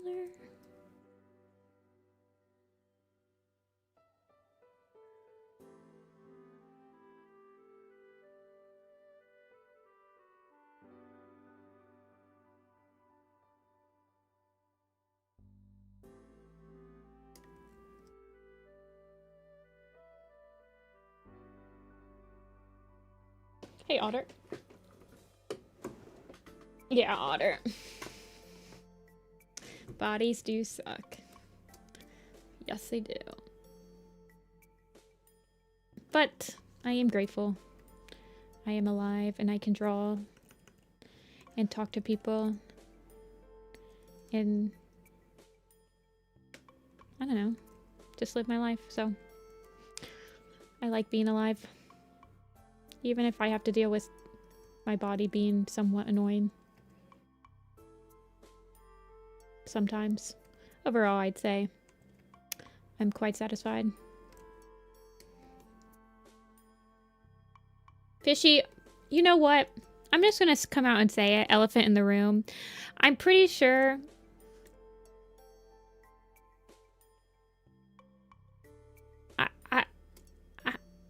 I would appreciate it if you would not spam the chat with random things. And I would appreciate it if, I don't know, you didn't just type random things that no one can respond to.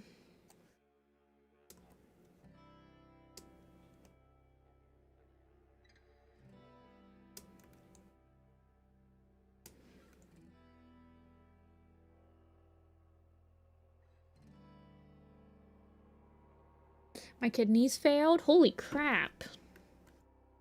Both of them?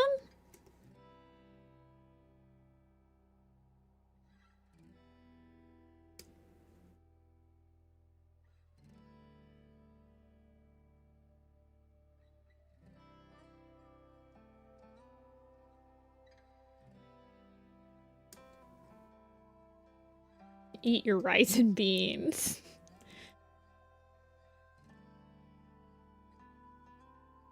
We might be onto something there. Wings of Fire just came out. Oh yeah, is that the one with the new like hybrid dragon or whatever?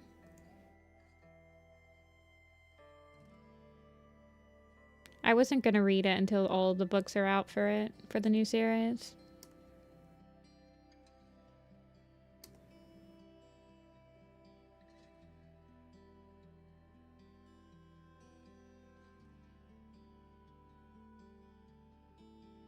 Let's see where the...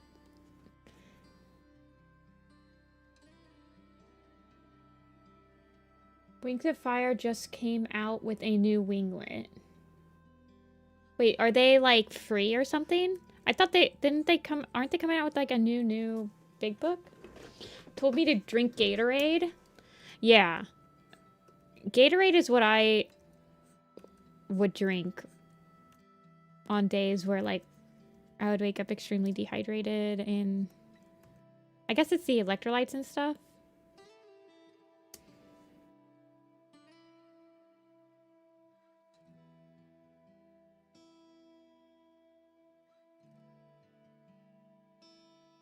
Gatorade is good. I do agree with you. I prefer Gatorade over Powerade. I don't drink a lot of it though.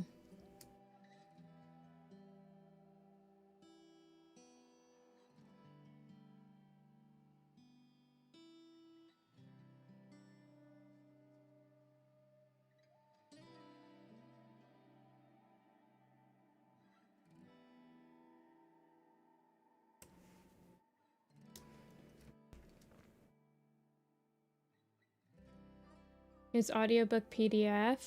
Interesting. I don't think I've read a single one of the like novella winglet books for Wings of Fire. I remember looking at like what characters they followed, and I wasn't really like interested in any of the characters, so I just didn't read any of them.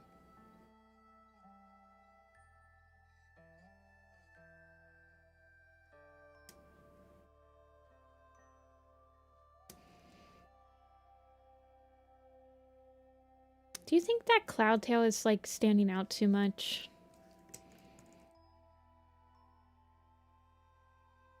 I guess not.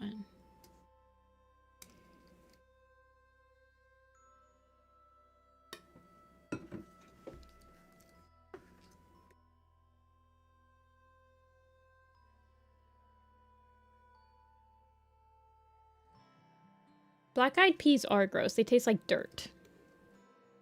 Baked beans are pretty good. Refried beans have a certain texture that I really can't get over. It's not necessarily that refried beans are bad. I'll eat them if they're with like other things. But on their own, they've got that texture that I can't really handle. That pre-chewed food texture. I prefer beans in soups. I had this potato bean dill soup the other day. It was really good. I like it in chili. I like beans in chili.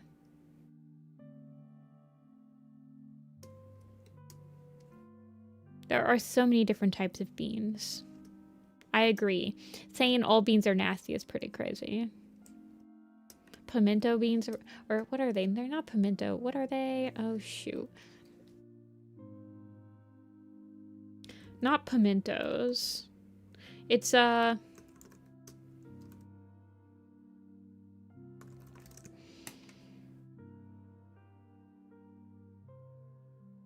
like green baby lima beans are really good.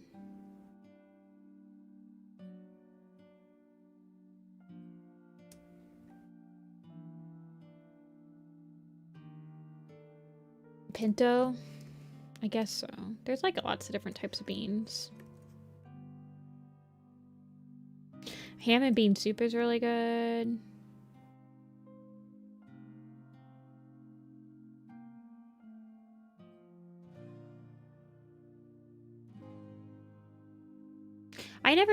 I mean, I don't force anyone to eat something they don't want. If they want to try it, they want to try it. I feel like we don't really pick which foods we think are disgusting. And I feel like forcing someone to try a food that they don't want to try probably will just, like, there's no way that you're going to like it, you know? So...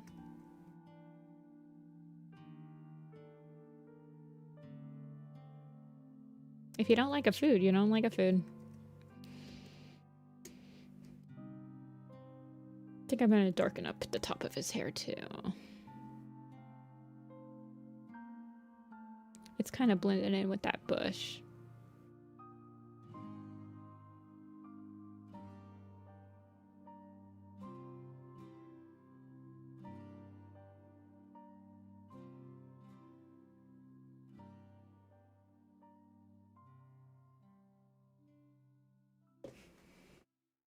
Fresh from the garden green bean. Green beans are really good. What is your guys' favorite vegetable? And don't say potatoes. Potatoes are not... That's not an acceptable answer. What is your favorite veggie? Mine's probably broccoli, I would say. Steamed broccoli with, like, butter and salt and like squeezing a lemon on top. Broccoli. Zucchini is good too. Avocados. Avocado's a fruit, right? I'd consider avocado more of a fruit, I guess. Celery. Celery I like. I like it raw though. When celery gets cooked, it gets a little bit stringy. Asparagus is great, but only if you put Parmesan cheese on it and then grill it in the oven. And or on top of a grill. Tomatoes. Zucchini, squash. Have you had deep fried squash? Oh my god, that's good. Also, try deep fried what is that? Deep fried bell peppers. Holy crap. Corn. Corn is really good. Baby carrots, roasted broccoli with garlic, red cabbage. Cabbage is another one of those foods where I only like it certain ways. When you cook it down, it starts to get kind of eh. I like it more raw. Broccoli is one of those veggies that I do like pretty much anyway. Whether it be in like kind of a walnut salad, walnut broccoli salad, just raw on like a veggie platter, roasted, steamed. I don't really boil my vegetables, I steam them. Bell peppers are really good. Carrots. Carrots are pretty good. I do enjoy a good carrot. Most vegetables raw. Yeah, I do like a lot of vegetables raw. There's a lot of vegetables that I only like being prepared like one way though.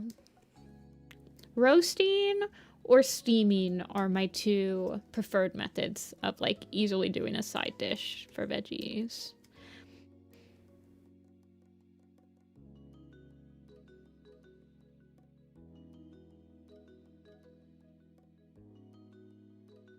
I never tried squash. I like yellow squash. I like eggplant. Eggplant I don't usually have on its own, though.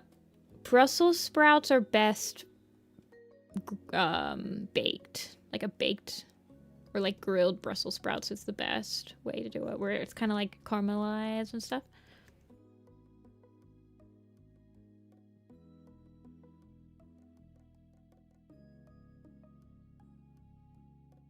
Green beans I do like, though. I like peas and green beans a lot. Okra. Okra's good, too. Okra's good in soups. Fried zucchini, yep. Zucchini's good. Spinach dip. Spinach is one of those things where yeah, Otter is right. I love raw spinach. Raw spinach in salads is really good. But every time that I have it in a dish where it gets all wilted and kind of like, I just don't like it. I don't prefer it that way. It never adds anything with the texture that it becomes. Like, baby spinach in a salad is fine.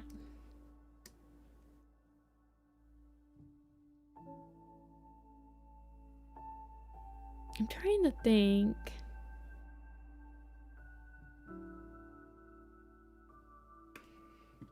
Arugula? That is how it's spelled. Arugula. I also really like radish, but I only like radish raw. I don't think you're supposed to bake radish. Arugula. Yep. That is how you spell it.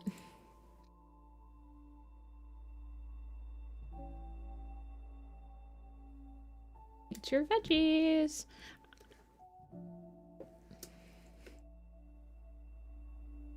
I'm eating all the broccoli out the communal veggie pudding.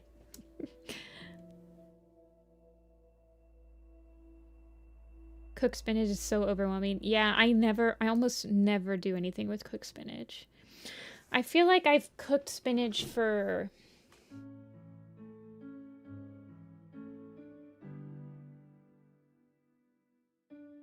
I think I've done cooked spinach for when I've done udon before.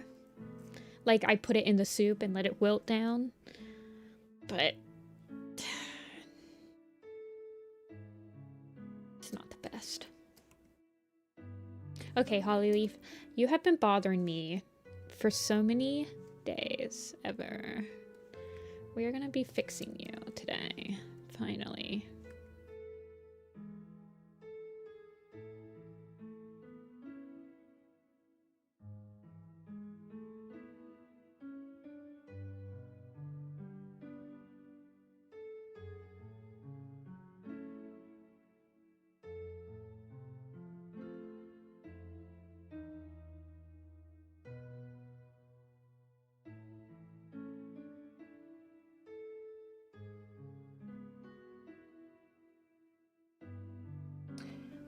Leeks?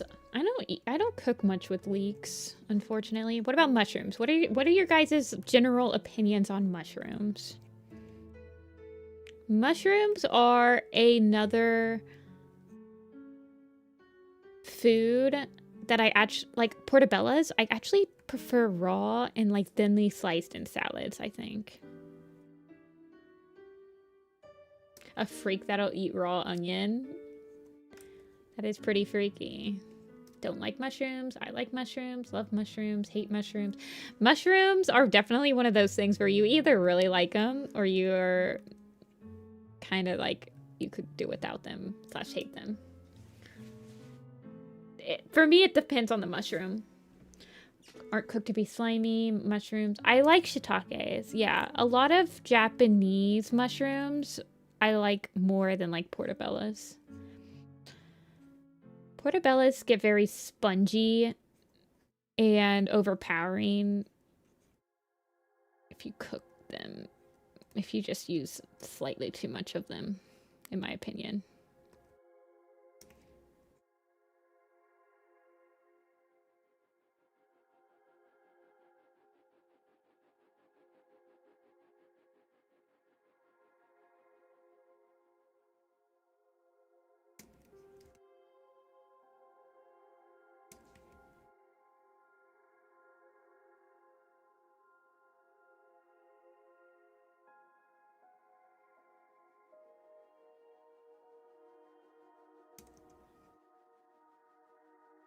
Mushrooms on pizza.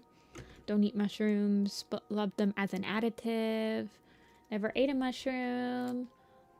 To urge to eat raw mushrooms. There's a mushroom that you can eat that's called chicken of the forest or something. It grows on trees.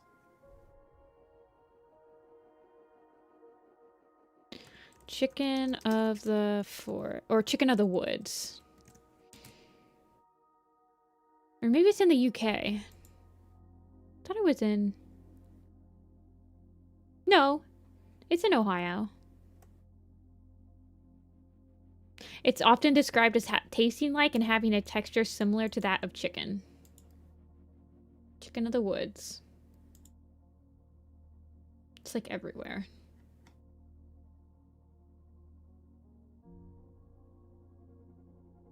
People use that as a meat substitute. Yep.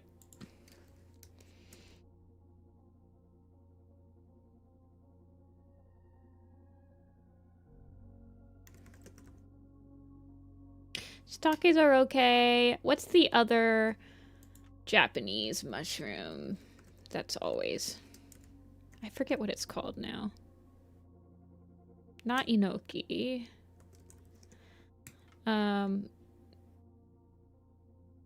It's...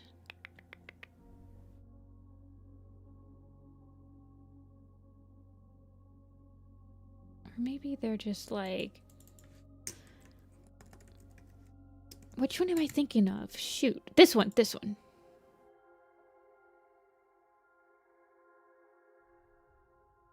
What are they called? What are they called?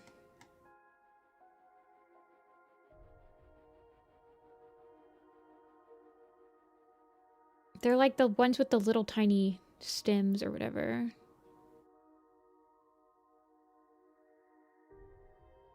Yeah, enoki. Okay, no, it is enoki. So I was right. Enokis are really good.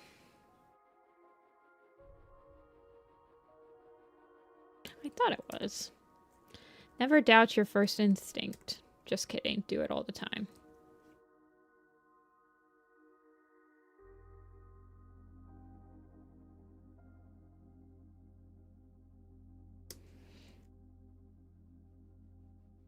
Please do not eat random wild mushrooms. Yes, that would probably be a very wise and life-extending thing to do. Please do not eat wild mushrooms. Ever.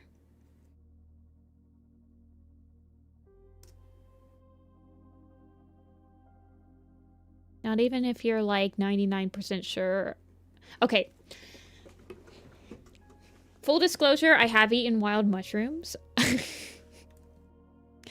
But they were morel mushrooms, which are very distinctive, and you specifically go out and search for them at a specific time of the year. And they grow on specific trees. They're a very specific look, and you can't really mistake them for anything else. Morels are different.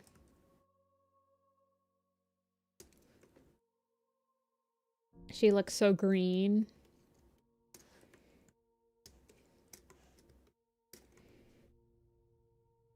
She's a green. It's not that easy being green.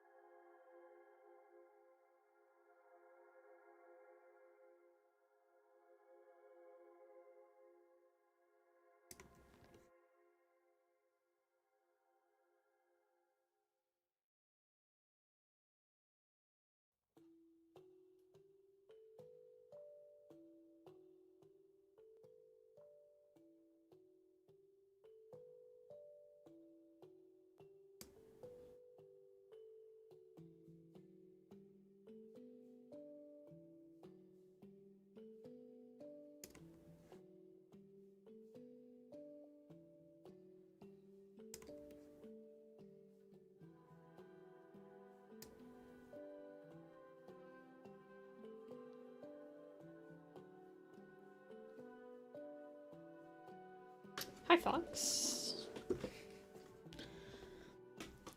People get in fights over morels here. Morel hunting is like Easter egg hunting for older people. It's very fun. I like looking for them. Eating them, they're fine. Honestly, I don't think that they're worth, like, how much money you see them in supermarkets for. Like, taste-wise, but man, are they fun to just, like, find. It's super fun. Just have a reason to go out in the woods and look for something. And feel accomplished.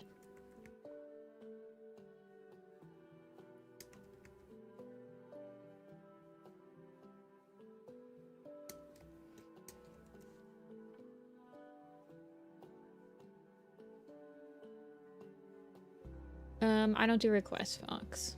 Thank you for the subscription, though.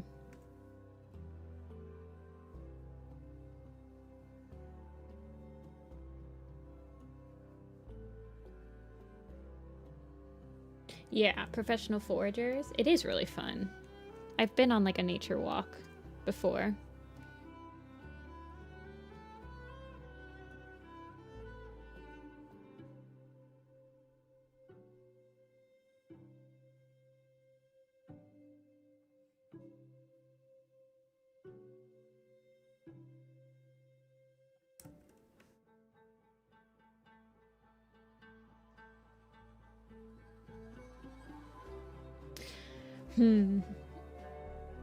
What do I want to do?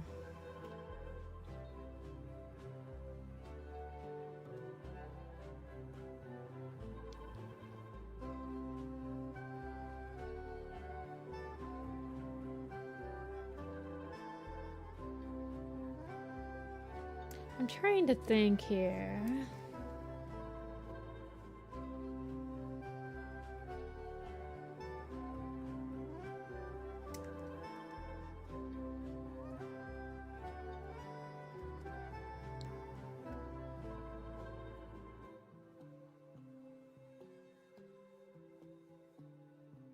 Do any of you guys that like nature and stuff watch the show Alone?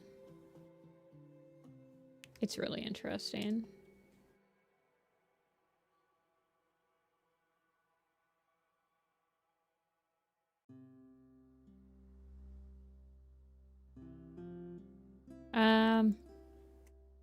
Warrior Kitty, I think it just depends on what you prefer. I personally don't think one or the other is better. It's just whatever feels the most comfortable to you. You can animate on either.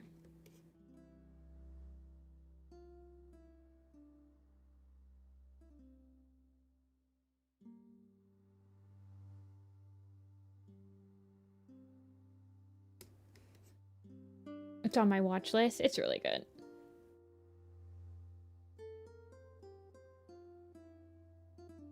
But there's a lot of, like, professional foragers that are contestants on the show.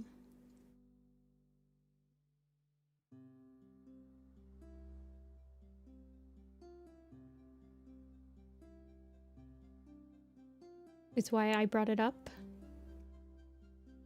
I'm trying to think if I want a little hint of, like, yellow coming into Jay Feather at all. Like a little...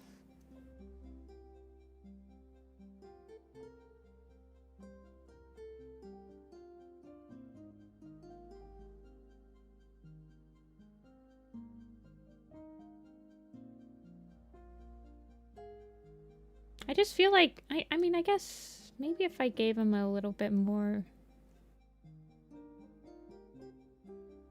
I don't know what I want to do. I've been working on this for 2 hours.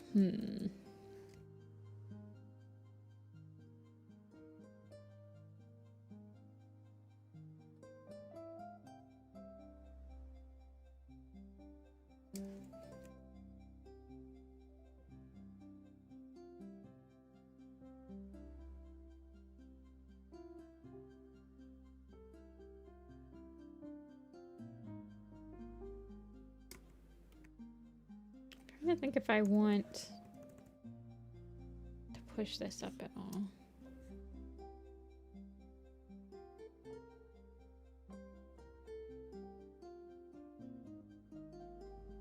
I might want to The other thing is I think I need to make this fern have darker line, have lighter line art. That's been bothering me, at least on the tops of it.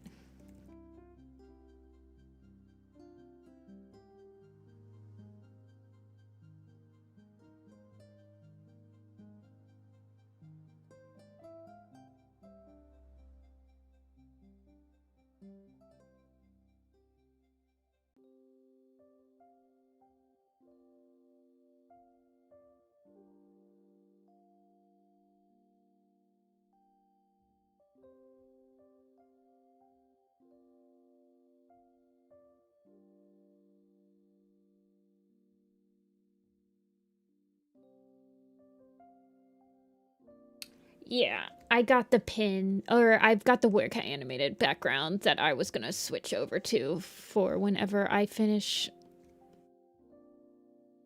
finagling this. I'll do a final finagle on my laptop. I think my colors show up a lot better on my laptop, so I usually like to do the final pass on there.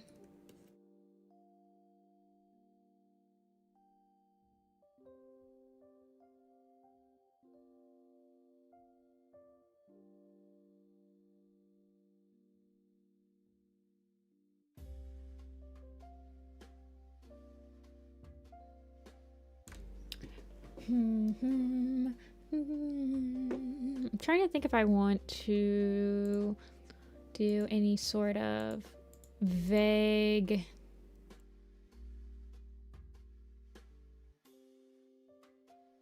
fog. Let's look. I would do it like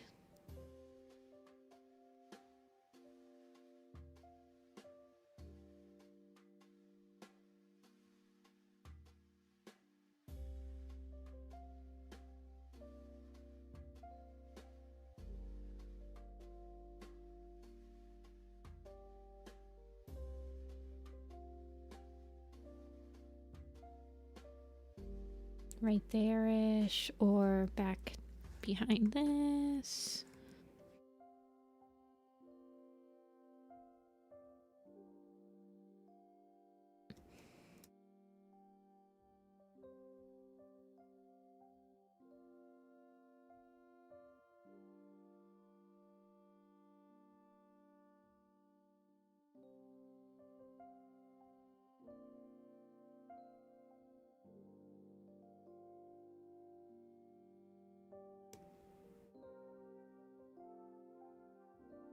Ignore that.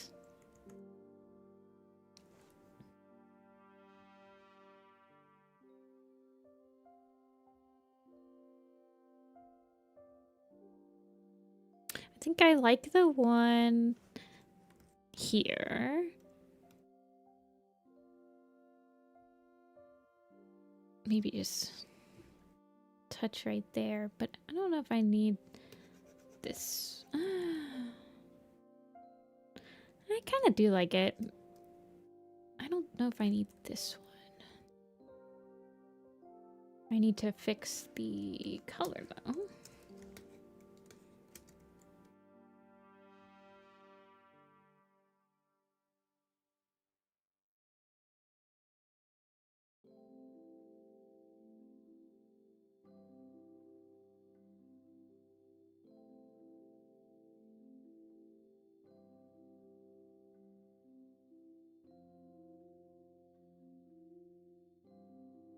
Honestly, I almost feel like it might be worth it to just simplify up Bramble's shading.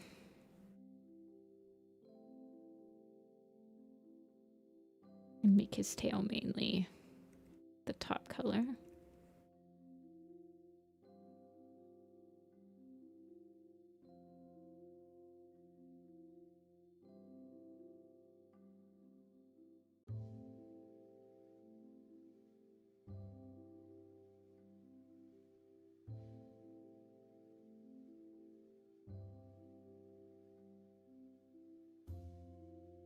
Or, well, what does it all look like before I erased it?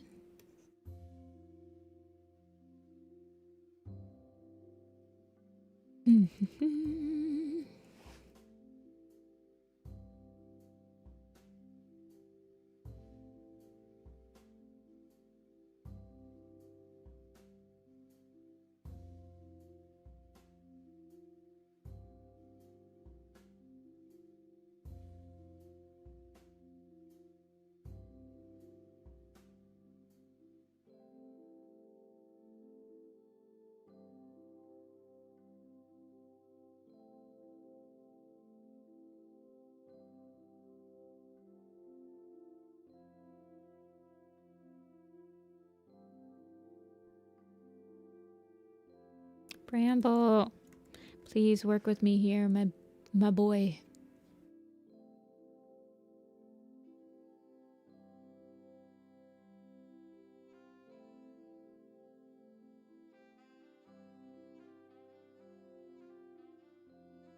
Simeon.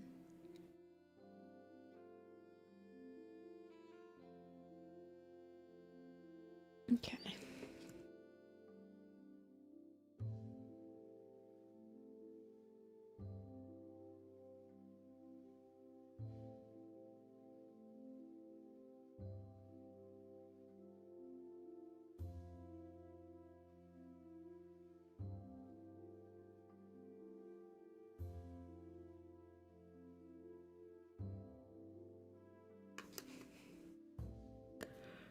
Yeah.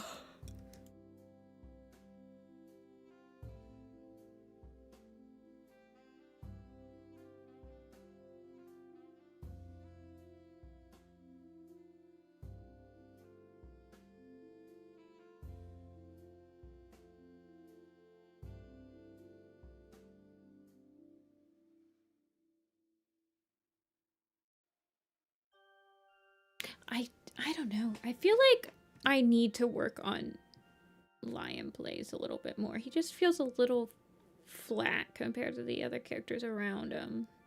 I think shading wise.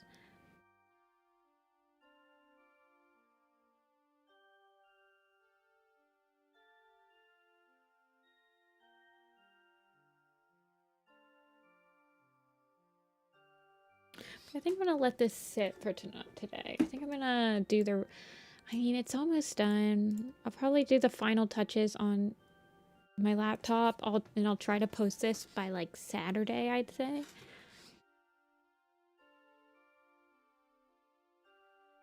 I think so. I am gonna go get some water. You guys can check this out.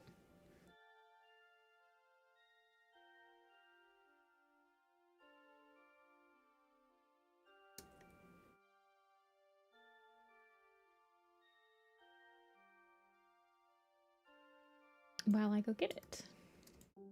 I'm trying to make it as big as possible for you guys. There we go. I'll be right back.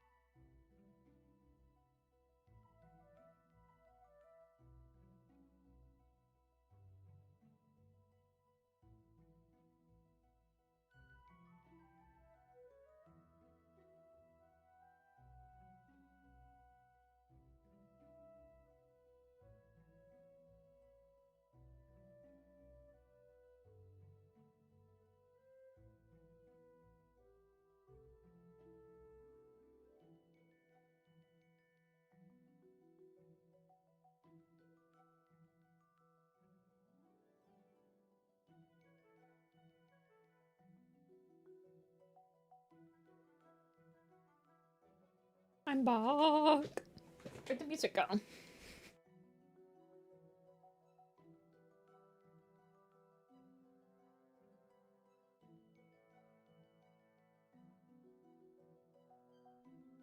Is it just really quiet?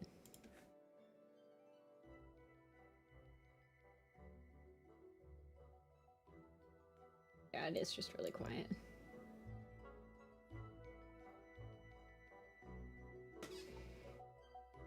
All right. Do the wrist stretchies. Do the wrist stretchies.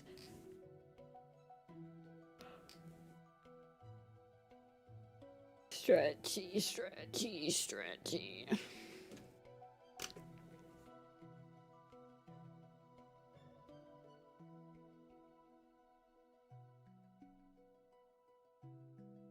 Do you guys want to do a quiz first, or do you just want me to go right into drawing? I'm gonna do a Werecats animated layout. Switch over. I said that I would do this one on Clip Studio. For yellow.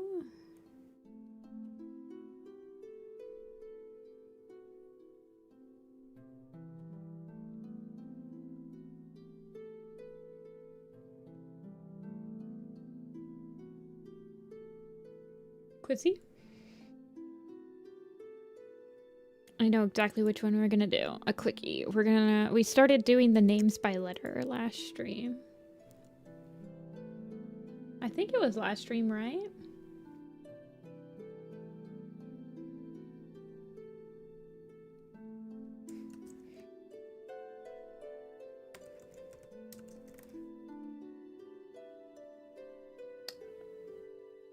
Oh.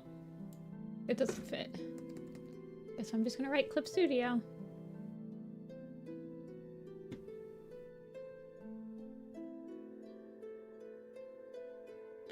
Can I ask some questions about being an independent artist? I'm trying to figure out how to monetize my work. Sure.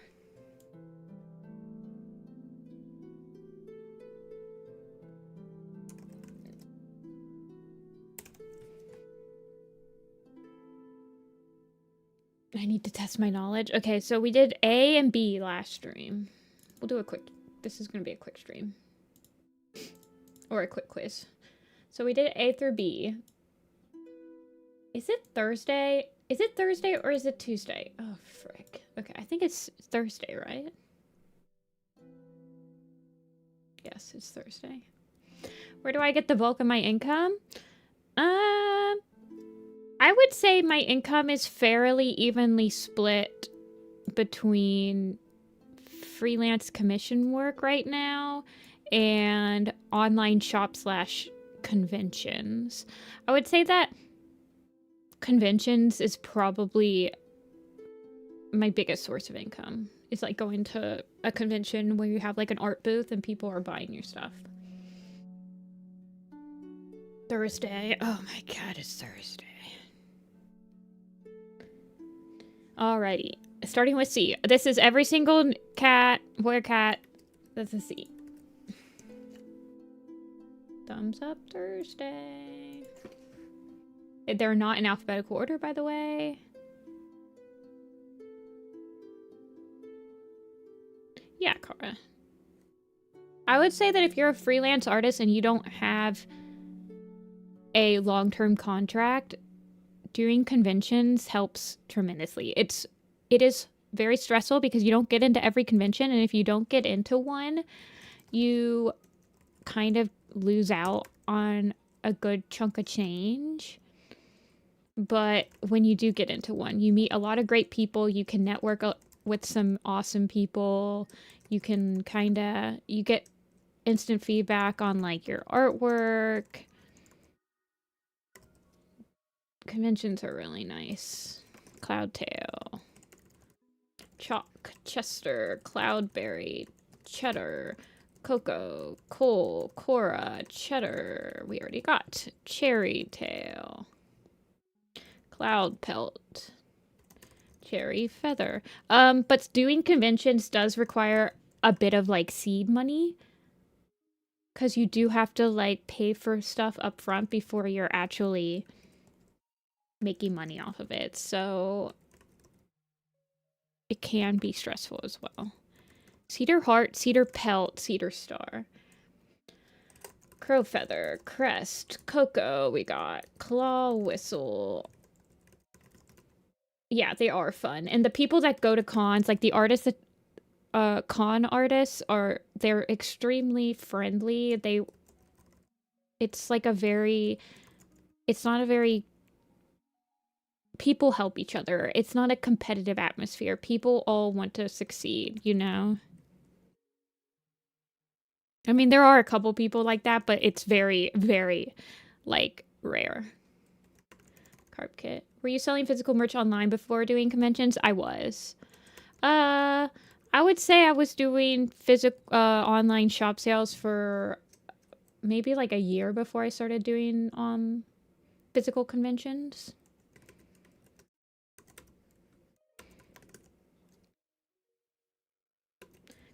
Chive Claw, Crow, Frost, Cow, Conefoot, Cloudy Sun, Cloud. I got Crooked Star, Chasing Clouds, Cloud Spots. I got Cloud with Storm Ability. Did I get Cloud Runner? Crystal's a good one. What about Copper Paw and Cypress Paw? Curl Feather, Curl Kit, Curly Paw. Alrighty. Cleo. No, he's just Sky Star. Cloud Runner, Cloud Pelt, Cloud Star, Cloud Tail, Cloud Spots. Okay, we got that. Cypress, Curly. We got Curl, we got that. Crow Muzzle, Crow Tail, Crow Star, Crow Frost, Crow Fur. I think, did we have all the crows? Cranberry Paw is a good one. And Cricket Kit. And Chestnut Kit. Chester? Did we get Chester? We got Cheddar? Chalk? Did we get Chalk? Now, I'm like really multitasking. My brain is everywhere, so... what about all the clovers? Do we have like Clover Splash, Clover Foot, Clover Tail, Creek, and Creek Feather? Do we have Crouchfoot? Okay. Crowtail, I believe we got. Chester, we got Chester. Cloud Mist. Cloud Mist is a good one. Okay. Kitty Pet. Cody. Do we have Cody? We do. Cleo and Casper we got, right? Yep, we didn't get Casper. What about Cinders? We needed Cinders. Croak's a good one. I always forget Croak. Sorry, Queen. We need a kitty pet, a rogue. Clawface? Do we have Clawface? No. Claw Whistle, Claw Stretch, and Claw... What about Cinnamon Tail? Did we get Cinnamon Tail? Cherry Paw? Oh, yeah, Cherry Paw's a good one. Crystal. Okay, so now we're just missing a kitty pet and a ThunderClan cat. Crystal.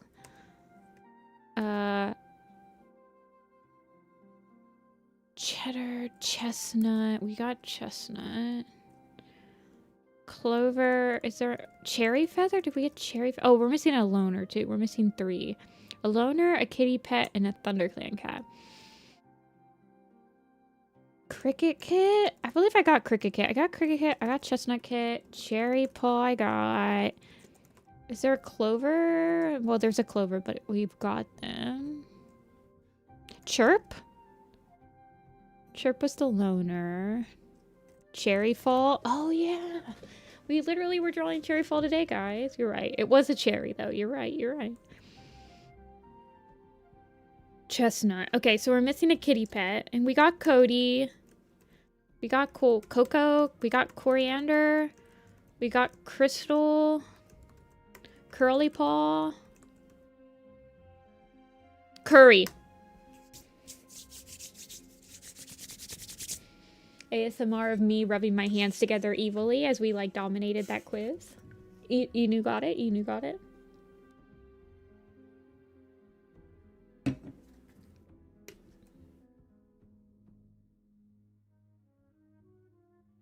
Chirp is one of the last ones, and Curry.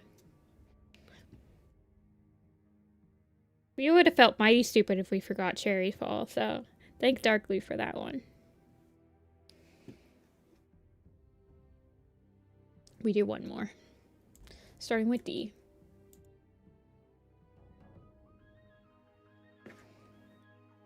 This one's also fast. Inu coming to save us. Duke. Darktail. Poo poo pee pee. Poo poo pee pee. Nope. So spring. Mods.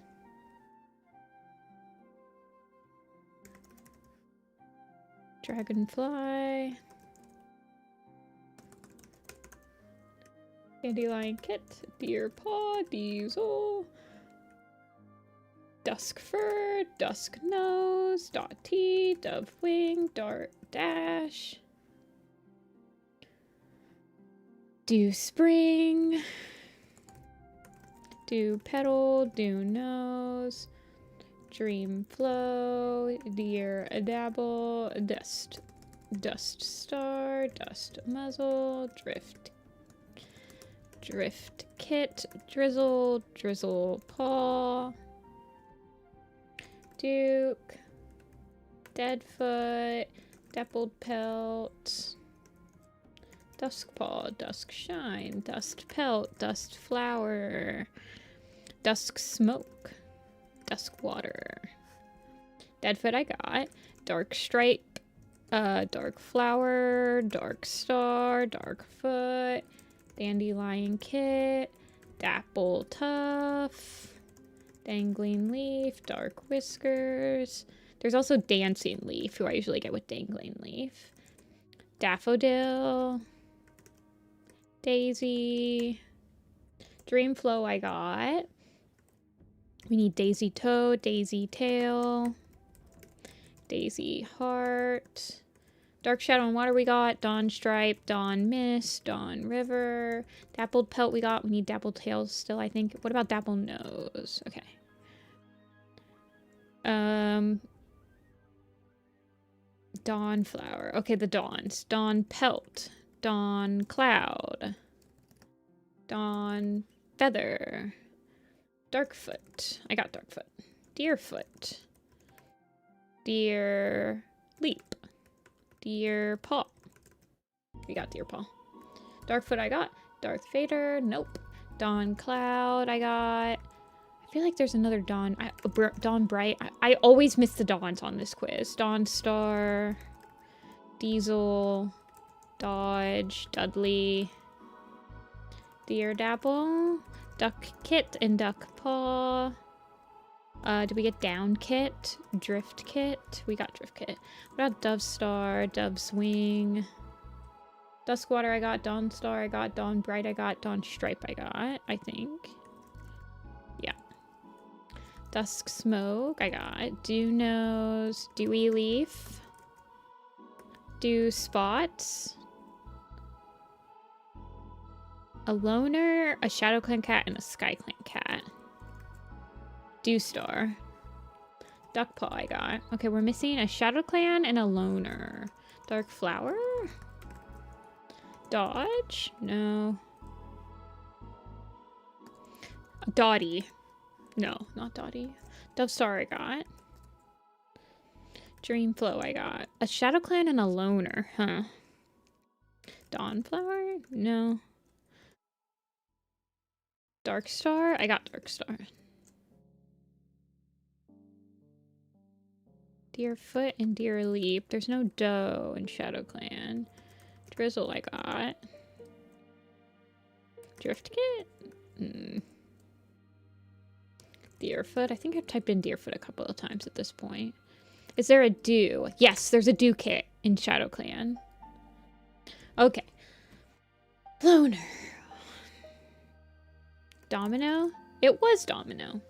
Agnolia's got us.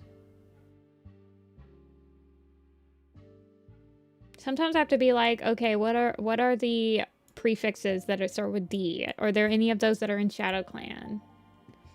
Domino was the last one.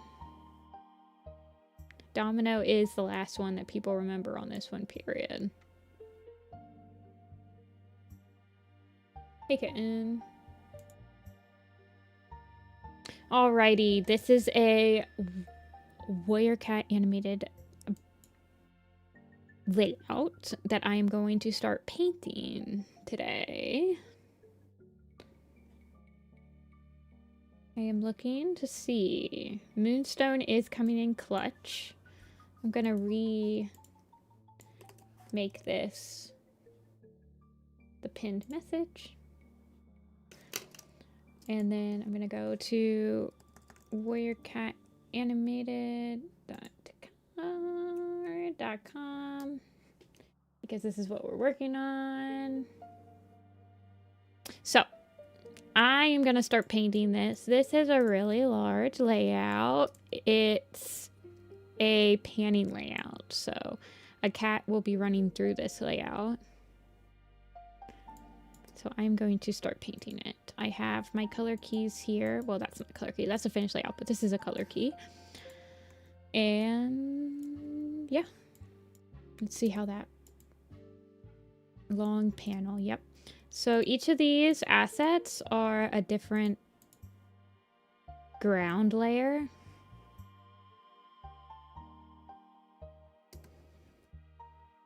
This is the background. I'm trying to think of what I want to paint first. We did win, Sam. We'll do another quiz in a little bit. So I think what I'm going to start with is probably... it's going to take a long time to do the mid-ground for this one, though.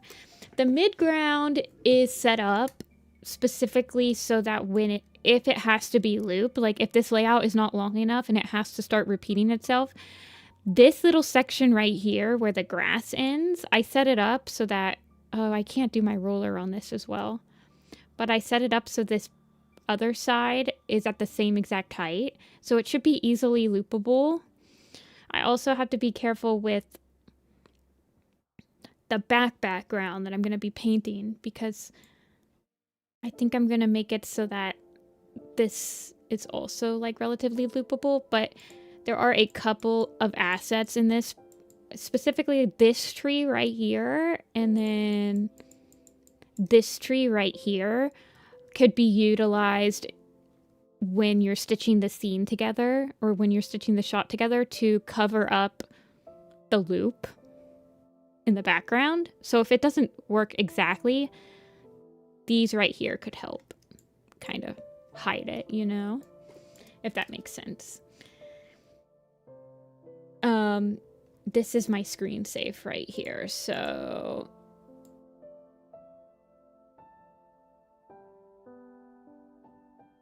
everything inside this box is what's actually being shown on screen at any given time.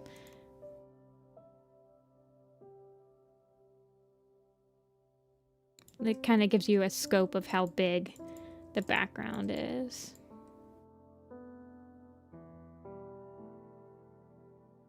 But I'm gonna start by putting down the rough color scheme for it.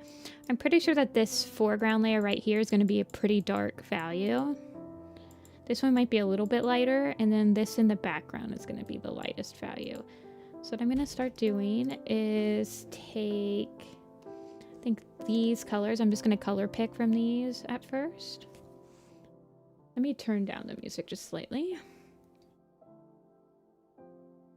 I'm just going to color pick these a little bit.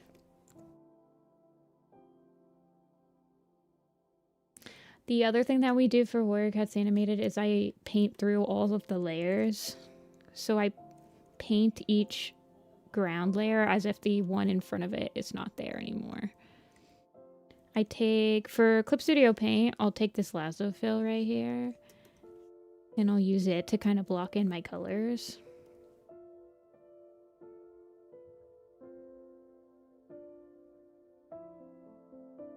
I'm trying to think if I'll probably make it so that there's like a tree in this background right here. That's sort of this color. To voice a character. Good luck.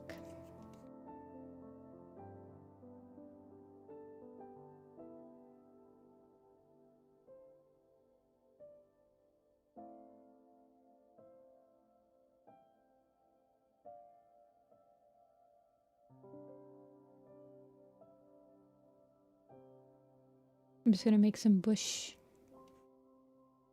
shapes.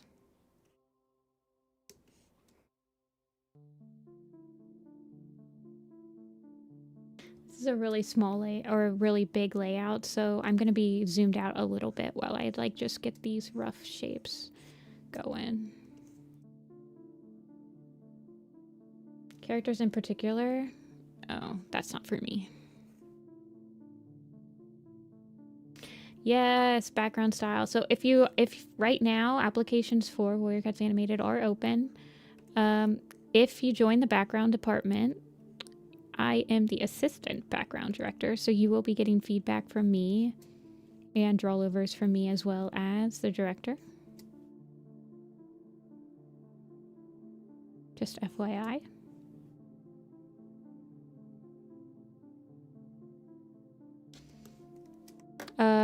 Warrior Cats Animated is not doing New Prophecy, but there is a New Prophecy there is a New Prophecy like animation happening, I believe.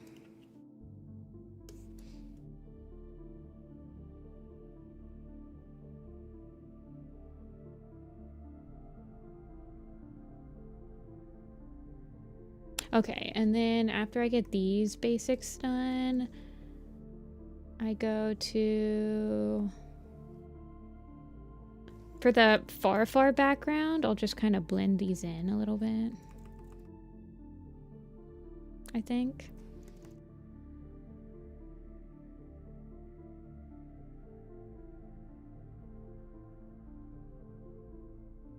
Just put a couple more blockings with them.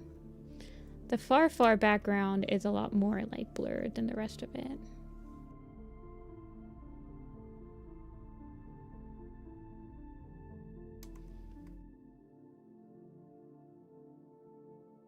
Maybe get a little bit more lighter in there. In the layout, in the scene I'm working on, it's got like backlighting, so the far background is pretty light.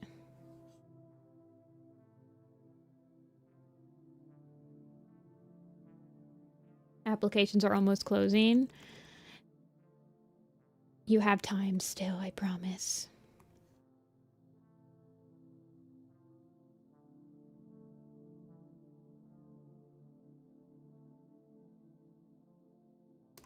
I try not to do... I'm not the best with the dense watercolor. I do tend to paint most of my backgrounds for Warrior Cats Animated in Photoshop, just because I'm more used to it. But whenever I think I'm like blending too much, I'll just switch over to that lasso tool and kind of get the edges a little bit more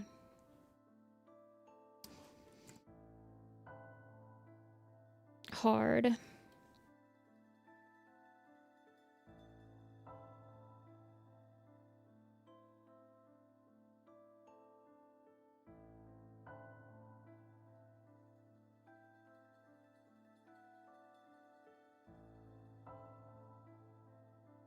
And then sometimes I'll go over to this pen tool right here, this G pen.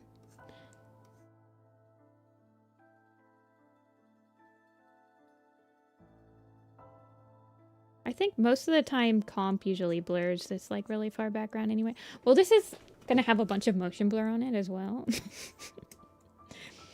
When I tell you that literally no one is going to see this background except for like basically us right now, that's what I mean.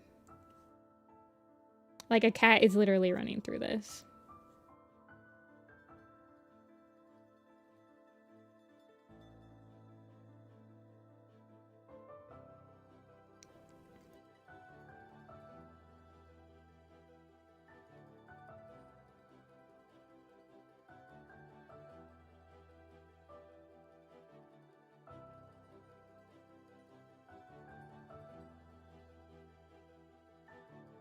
I like putting these little spindly bits on the bushes.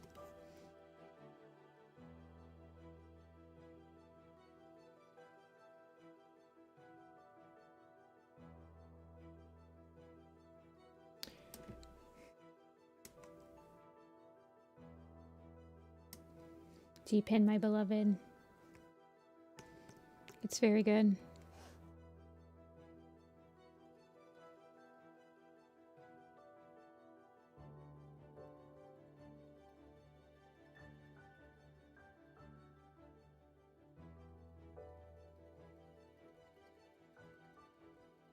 Okay, I want the edge of this to be all the same exact color. I need it to be all a solid color, just to make it a little bit easier to hide a loop.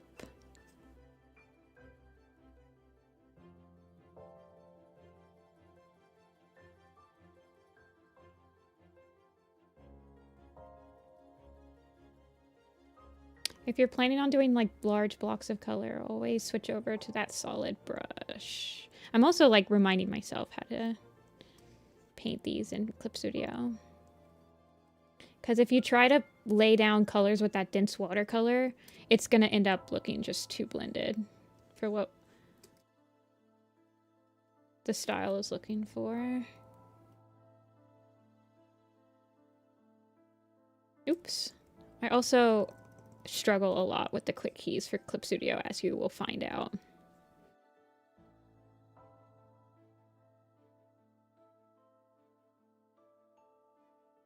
Very quickly.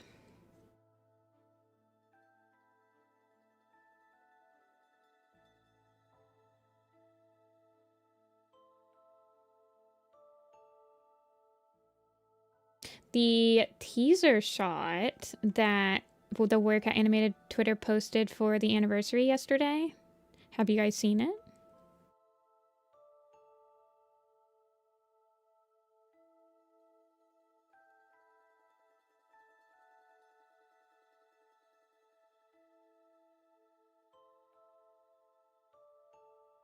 I always add on the little leafy bits on the bushes after I've gotten like the circle done on them.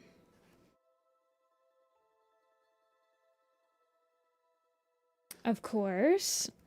You guys know who did the layout and painting for that shot? Can I toot my own horn a little bit? That was me.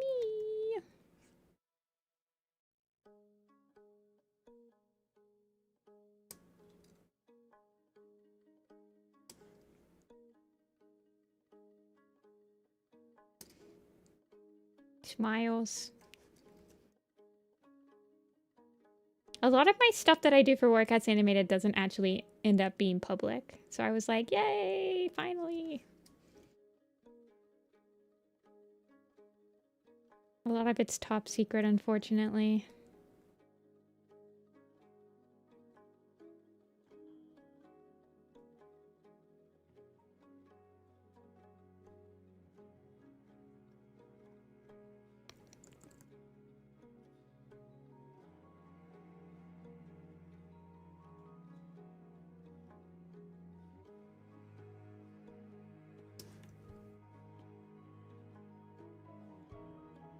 That's probably good. Also, I try not to fall into the habit of like over rendering single layers in my backgrounds, because you do, like, if you start to render like this before you get feedback from your director, you can kind of like end up repeating a lot of things, where if you stopped and got like some advice before,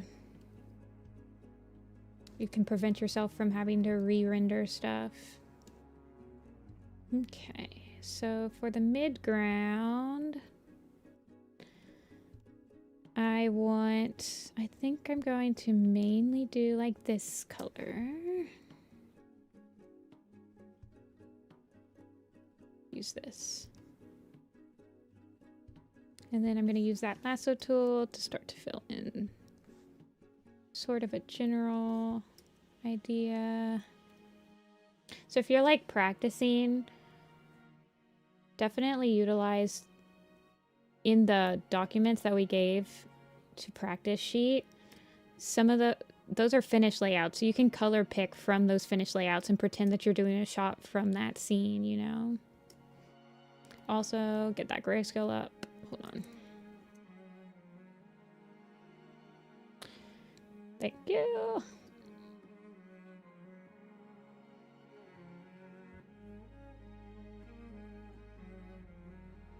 Also, this layout takes freaking a million years to save because it's so huge.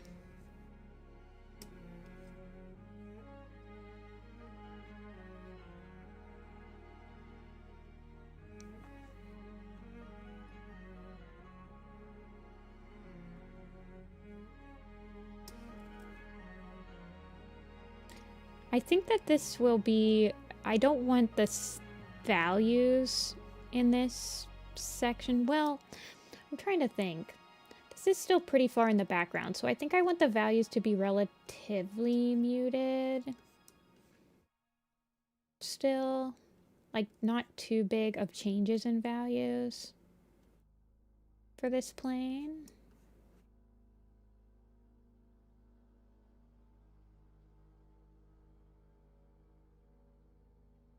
Get some greens in there. The warrior cat animated style likes to have a little bit of light peeking through the bushes at the bottom. The background style, so usually what I'll do is take this soft brush and sort of lighten up the bottom of bushes really quick while I'm putting down those initial colors.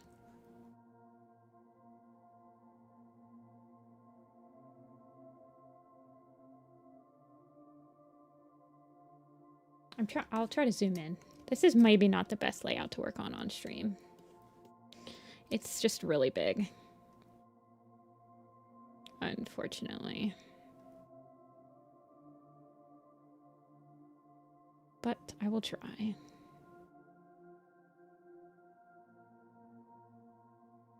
This is a color key, so I want to keep these darker colors not into... not too much into the background. Or, yeah, this mid-ground layer. Am I a background artist? Yes. I'm on the layout department.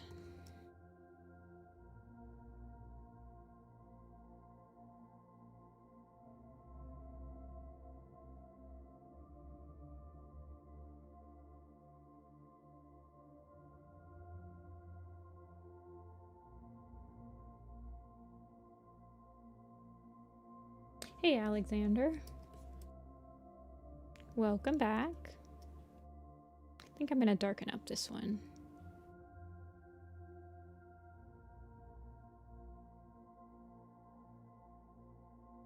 A bit.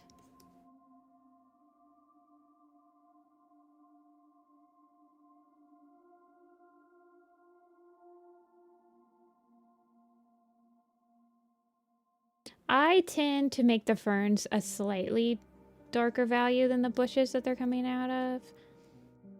But I think that's more of a personal preference.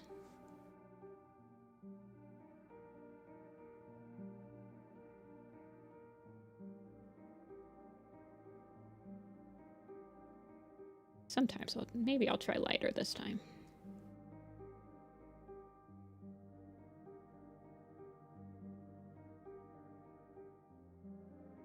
I also like this blue color.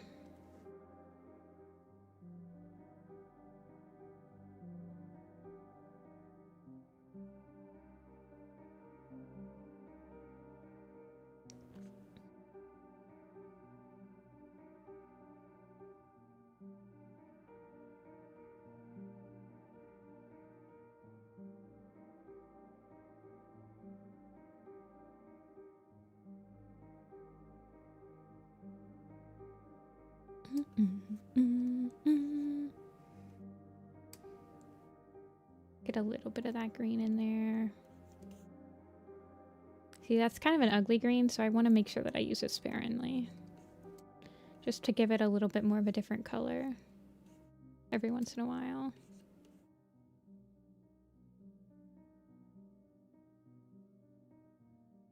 Like maybe on the edge of like when the dark bits are coming into the light or something.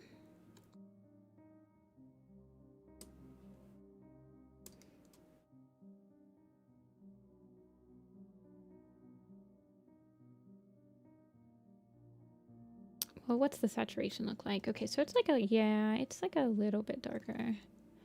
I also want to maybe add a little bit more this color around those edges.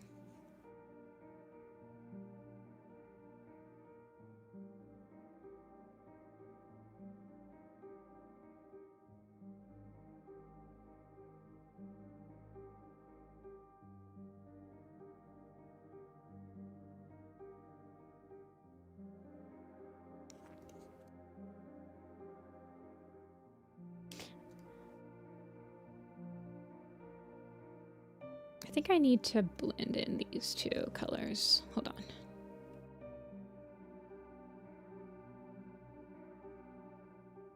Maybe pull in some of these like soft greens.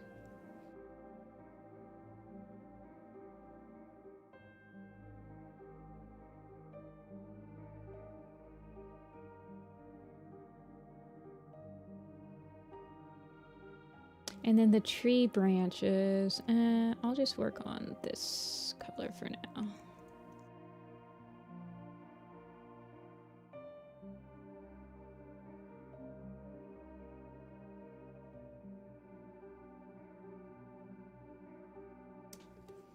Studying what I'm doing. I definitely paint in a completely different way for Warrior Cats Animated. I mean, I don't think I paint in a super different way, but there are things that I enunciate that the Warrior Cat Animated style enunciates in backgrounds that I don't in my personal art. Like this underlighting for the bush is like a huge thing where I don't usually do it in my own art.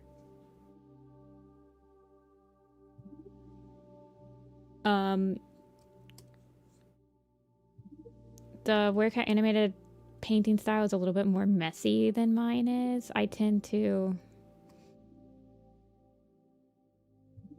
I don't know. It's simplified. It wasn't based completely on my style, but my style was one of the major inspirations, apparently. I was not there, so...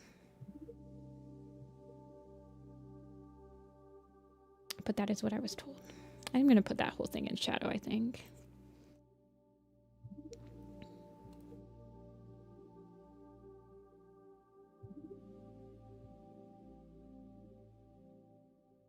I'm going to have to be careful. I might pull this out a little bit more.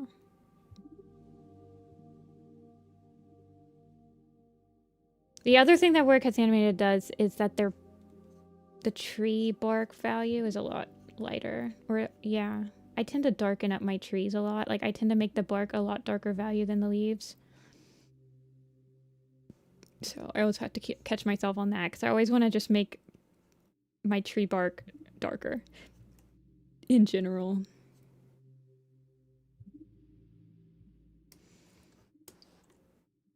Yeah, you gotta make like 1,000 more. Like, sit here and I'm like thinking about this background and I'm like, I have to do, after I finish this one, I have to do like...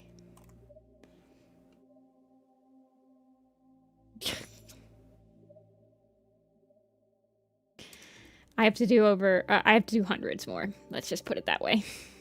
For episode 1 type thing. You gotta really like step back and put it into perspective, right?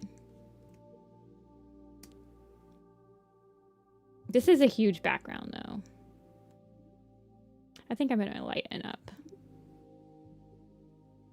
Not every background is this huge. I think I want to minimize these.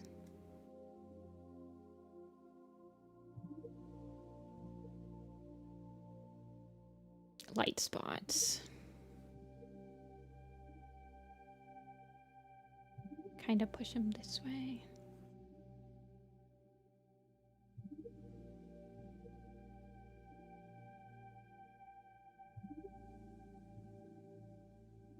There's a prop guide that I usually follow, one of the prop links that is in the reference sheet, there's like rendered bushes in it.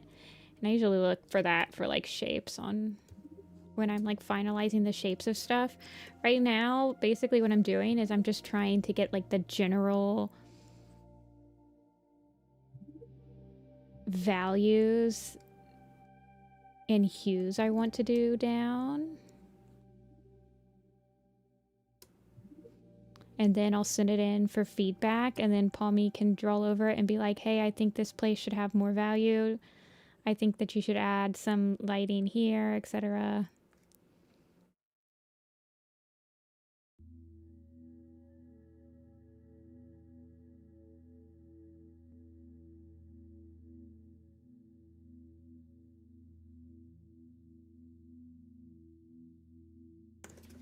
She'll do like a draw over.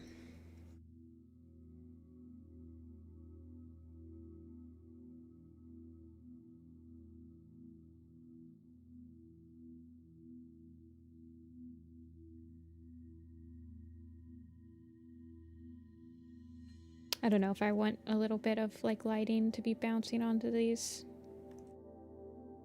ferns or not. I'll figure it out.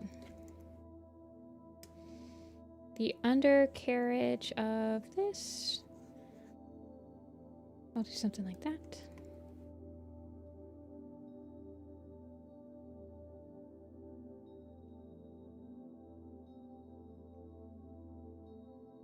Kind of use the same shapes.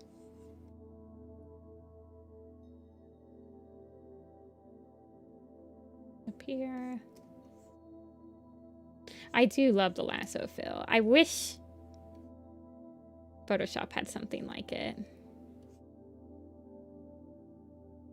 It makes just blocking colors so easy. I know. I didn't know about it until Palmy was like, you don't know about the lasso fill? It changes lives. And she was right. It does change lives. I'll have to figure out if I want like a little bit of like a lighter color bouncing onto these or not.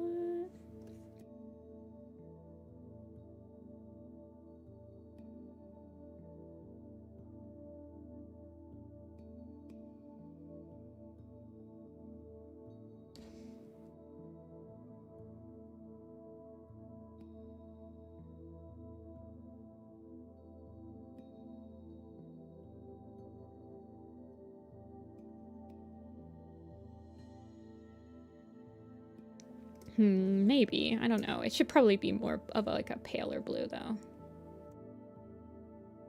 Like, bring it down this way.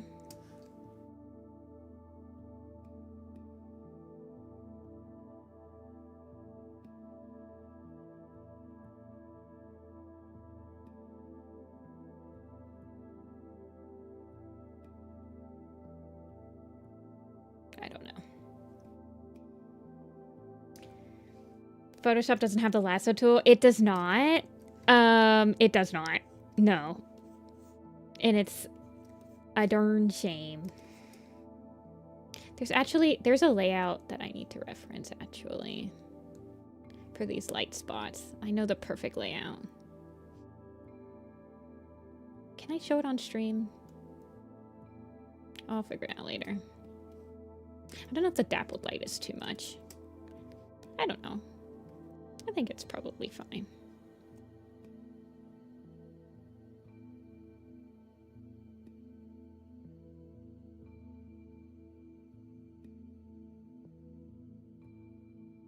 And then kind of sometimes hit it with the airbrush.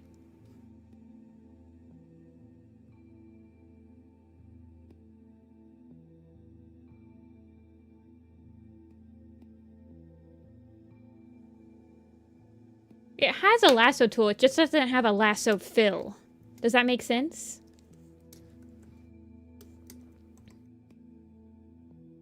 Like, it has a lasso tool like what I'm using, but it doesn't automatically fill it.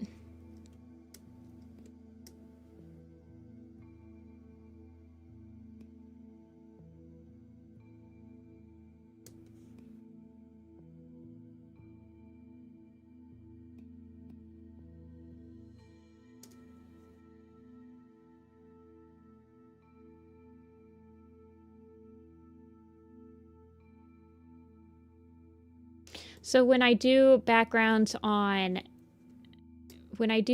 work that's animated in Photoshop, because I switch between the two of them. When I do backgrounds for Photoshop, I use my quick mask stuff to really help. Or I just have like a brush. I don't know. I don't know which one I prefer, really. Sometimes I'll do... I think you can get the same result in either program. It's just kind of whichever one fits your method of madness more.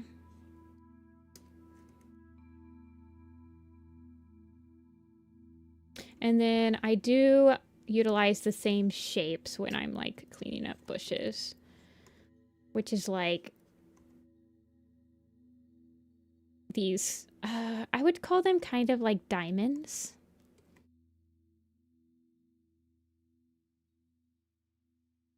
I also sometimes will up the density of my brush when I'm using the dense watercolor, because I feel like if you have it too low and you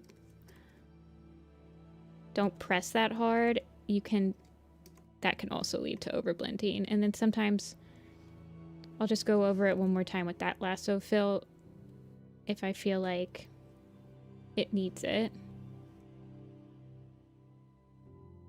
I just find it's very easy to overblend with the dense watercolor in my onion. But you want to make sure you get some of these different values in there, because that's what kind of makes it interesting.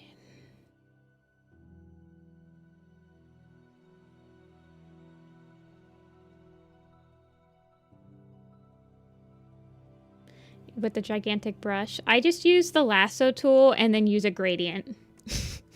You guys have seen how I fill in on Photoshop. I magic wand it and then I just use a gradient tool.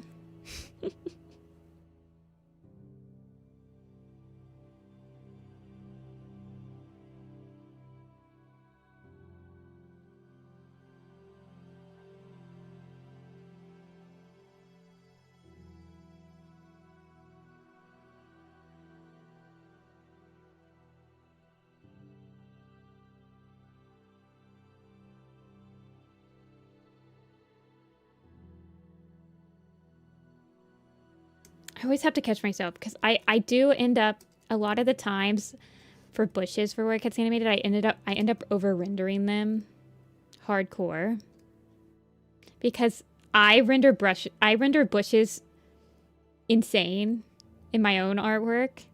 And so I always have to catch myself. I'm like, am I putting too many details in it?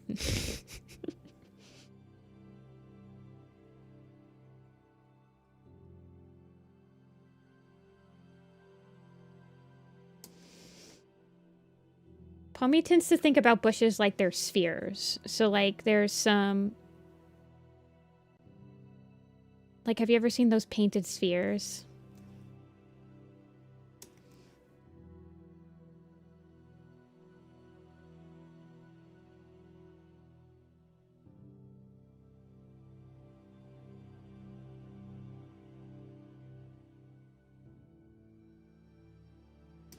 But she definitely focuses more on giving like the top of the bush the lighting and the bottom of the bush the darkening. The darkness within.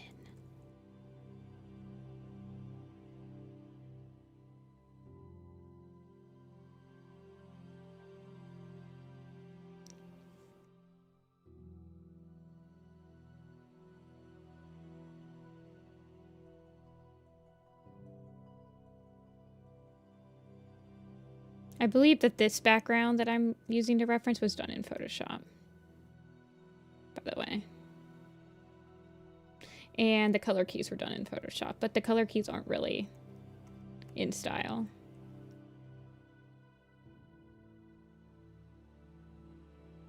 But Palmy uses Clip Studio, the director, so... Of the Target ball? Oh my god.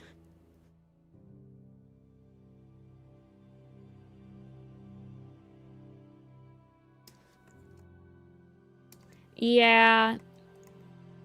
It's too detailed in the grass.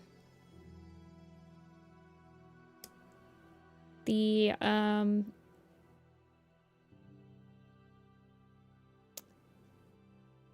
my opinion.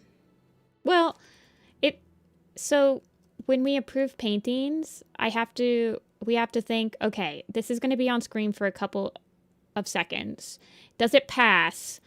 If I look at it for 5 seconds, does it pass? Does it look like it's in style? Yes? Okay, approve it, because we've got like hundreds more to do, right? So I believe that the person that did it, Zigatino, I believe that I told them, hey, we're approving this one, but start to tone down how detailed the grass is rendered in your next assignment. You know? Because, yeah, I agree. It is pretty detailed.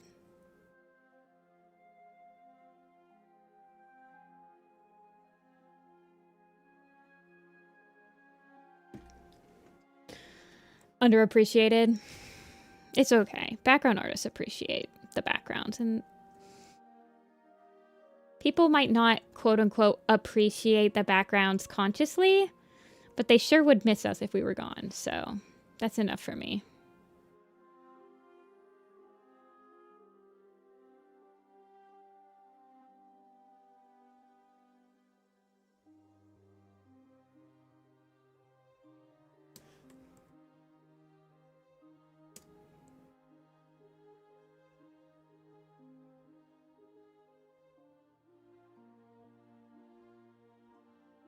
I think I'm gonna do like a hard.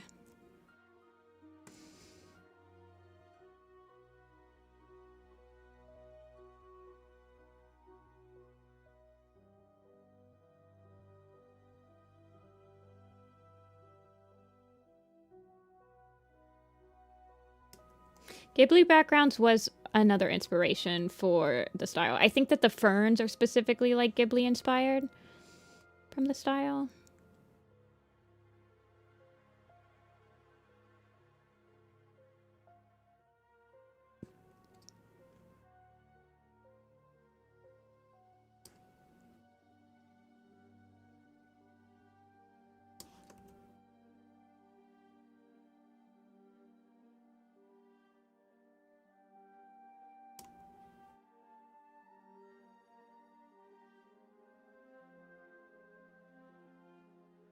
The background Bambi was also a style inspiration for our backgrounds. Yes.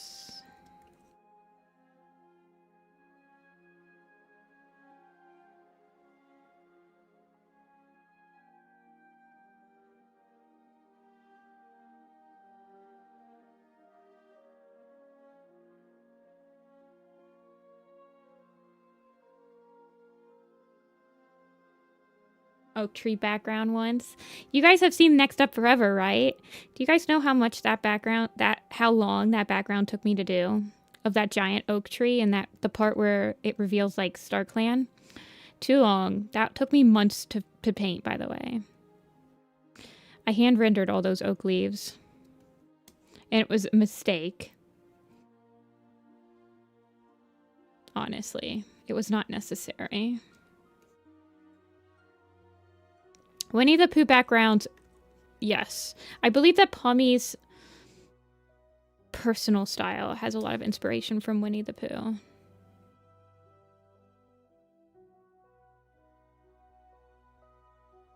There's also a specific artist that we were inspired by. Well, I was not there. So I was not there when the style was developed. I arrived in the background team. Production was about to start, so the style was already set at that point.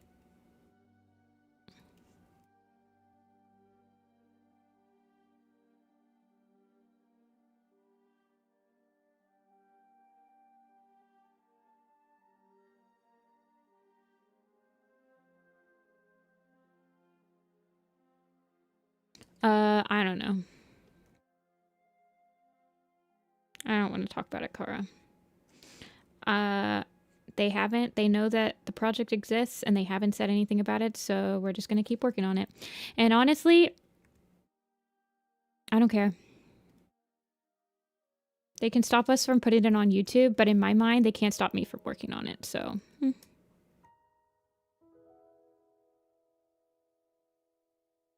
Like I said, a lot of art I do isn't because I necessarily want other people to see it, it's because I want to see it.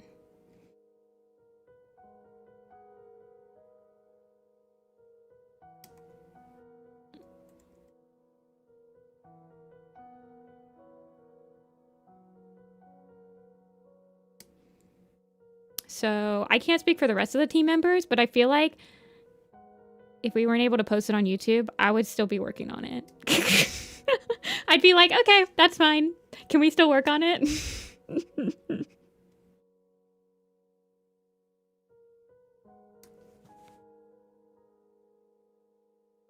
Hey, Wolfie. Good luck on the application.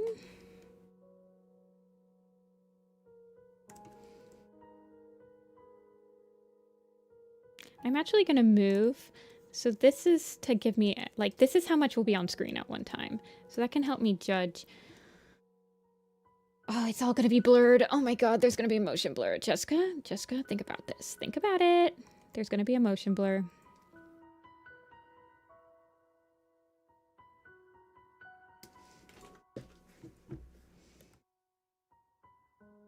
Carrying the whole project on your back? Definitely not, but I know for a fact I'm not the only person on the team that would be like, so you guys still want to work on this?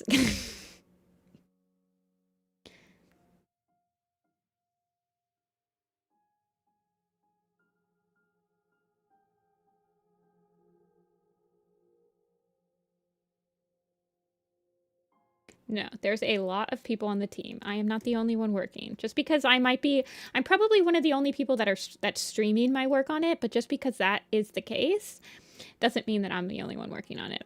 There's a lot of people that work endlessly because it's a passion project. And without a single one of us, it would never get made, is what I believe.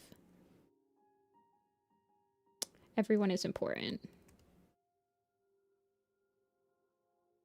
Yeah, it's not like they can actually stop me from privately working on it. Exactly.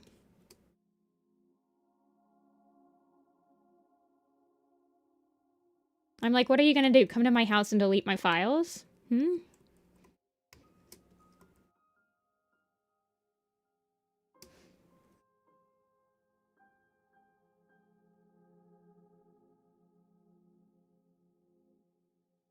Do I want this back of this bush? I kind of just want the light I thought would be coming here. Also, there's a lot of Werica animated backgrounds that we put the little light rays in, but they're not something that will be used. We just put them in because we like doing them. And like, they're always on a different layer. Because technically speaking, if there were going to be like these lighting rays, then comp would actually be the one to put them in. So I always tell people, and I tell people that if you want to do these lighting rays like this, put them on their own layer and label them like God Ray, what's the word I'm looking for? Reference or something like that. So that they can be erased when comp gets them, and they can, like, if comp wants to put those rays in, then they can. Also, the other thing that you should never do is use global lighting. Don't use any global lighting layer filters. Always keep it on normal. The reason that you do this is because global lighting filters, even if you're using Photoshop when everything's going to be comped in After Effects, they are not the same. If you use a global lighting filter and then the project file is imported into After Effects, it's not going to look the same. So comp has specifically asked for us to not put global lighting styles on like this. So keep everything at low opacity and stuff like that. And if you have like a global lighting filter, if you have like a layer style, merge it down. Keep the file with it not merged in, but your final submission should not have any like layer styles on it.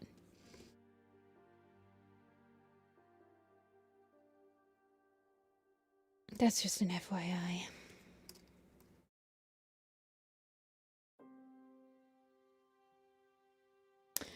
I feel like I do have to it's just a general thing and I have to remind myself, but you are not working on an illustration that's going to be on its own. It is an illustration, it's part of a bigger project. This is a single shot that will be on screen along with 100 other shots. So you have to keep that big picture in mind. I think I'm actually gonna just lighten up this whole thing now that I'm looking at it.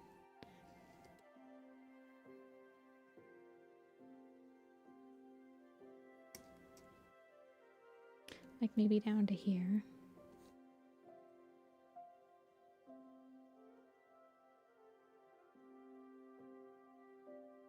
This is all an underneath of a tree.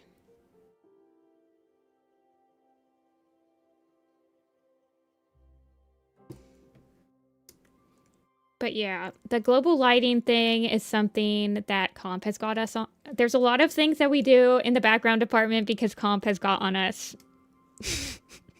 and told us to stop doing it. Ugh. We draw through layers. We paint through layers. No global lighting styles. No baked in God lights, God rays. There's a reason for all the rules.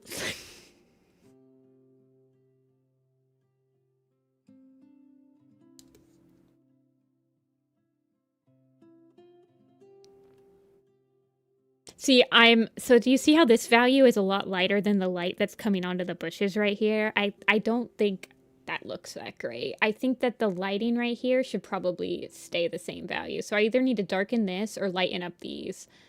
And I haven't really decided what I want to do yet. That might be something, but also in the grand scheme of things, I have to think about it. Maybe if I just made that bigger, it would help it a little bit.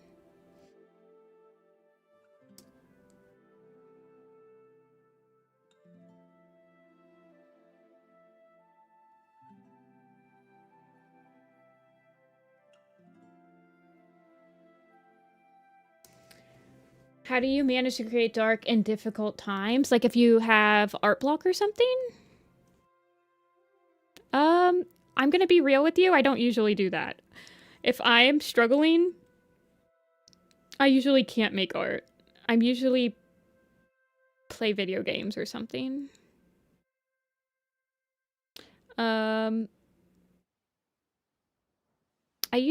I'm more of like, I use video games to wind down. I don't actually use art to calm me.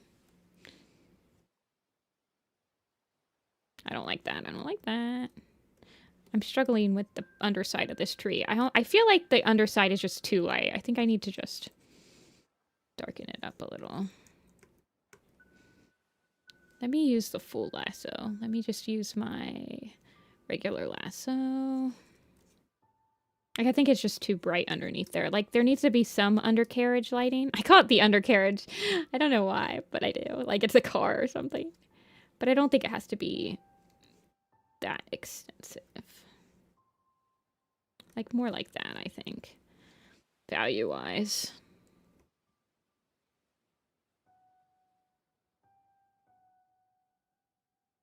Try to draw for 10 minutes a day. When doing backgrounds, like for a night scene, do you have a layer on top with the bluish color? No.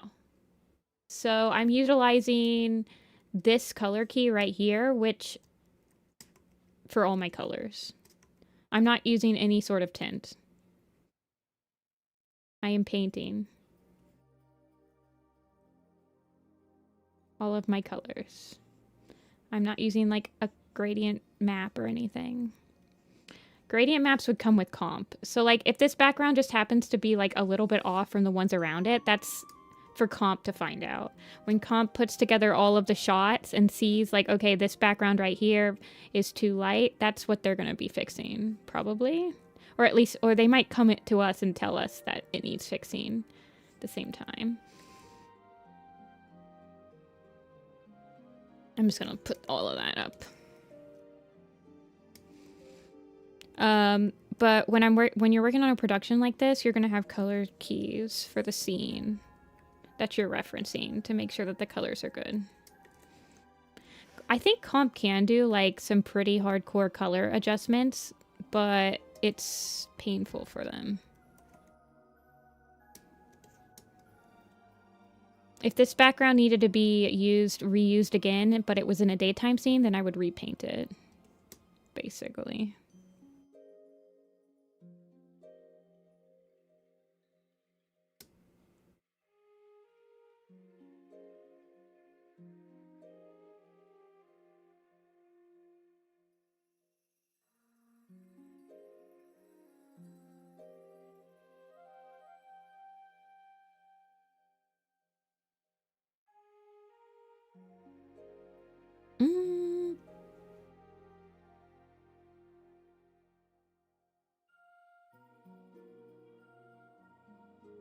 I'm trying to think if I need like maybe some breakup colors, because I feel like it's just it looks a little off because maybe it needs some more breakup colors or breakup spaces to kind of like shape this color a little bit more.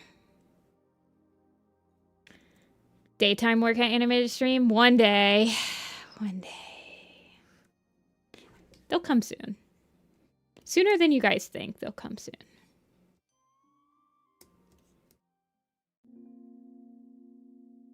What are some video games you're currently playing?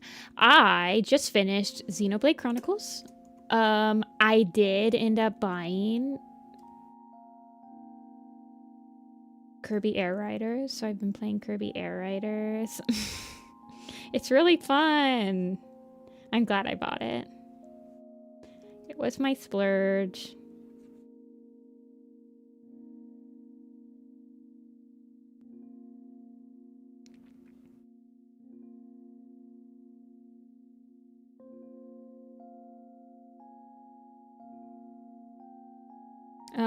What else? I guess I'm also playing Factorio with one of my college buddies.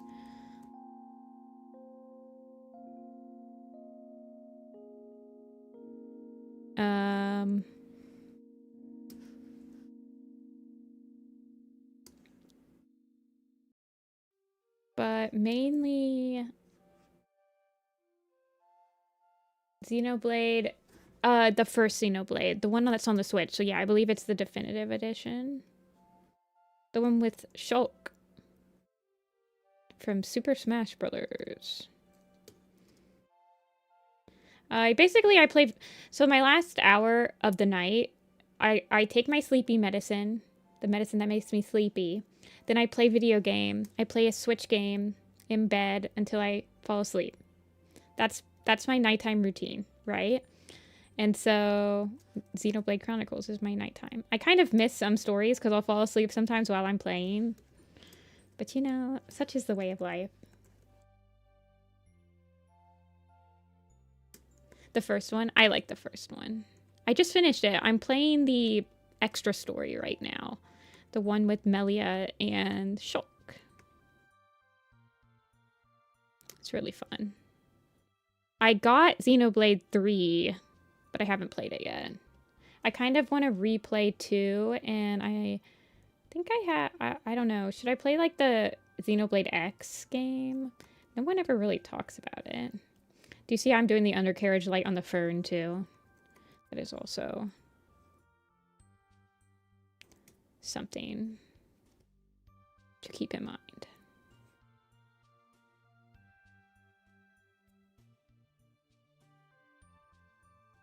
I don't know. I think it's technically called bounce lighting, but I don't think I like I don't think I want the ferns to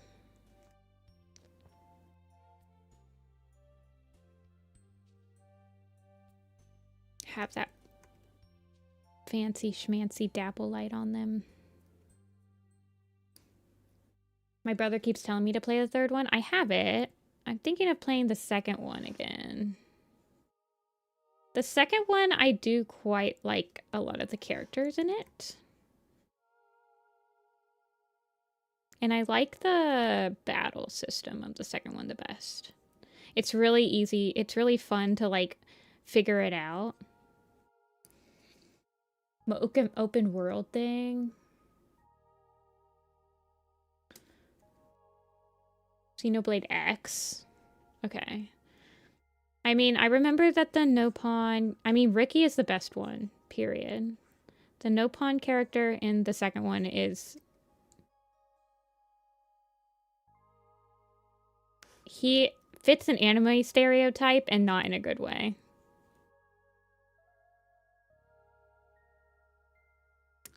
Is what I will say. He's a pretty creepy guy.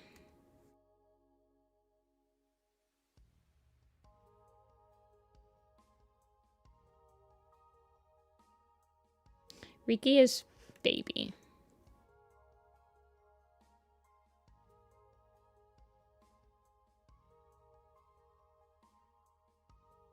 I'm trying to think. I'm giving too much thought to this fern.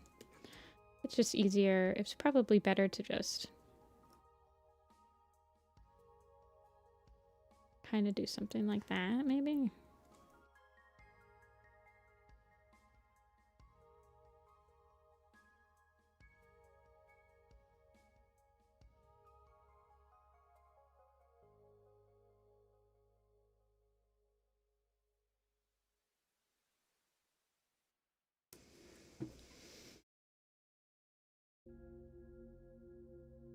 Typical nerd character? Oh no.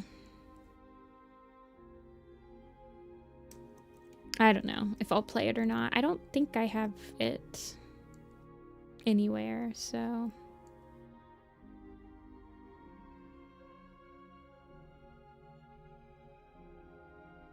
I'm hyperfixating on a single element of this background. You're fine. I just don't know Russian, so I can't respond to Russian. That is it. Sorry about that.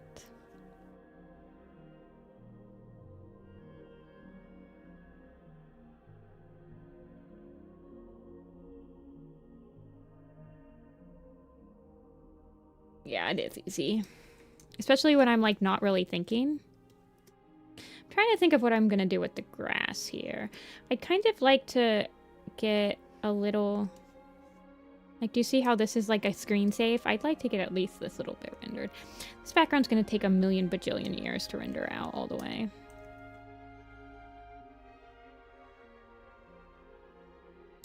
BTWs.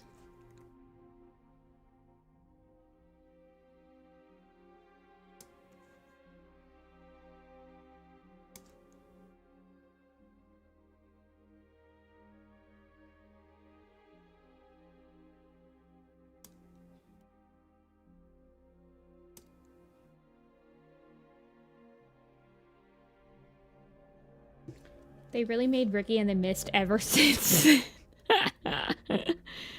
Ricky was so good.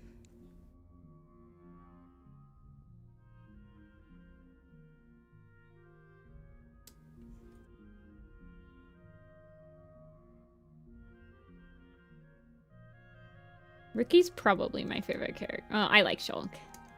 But who doesn't like Shulk?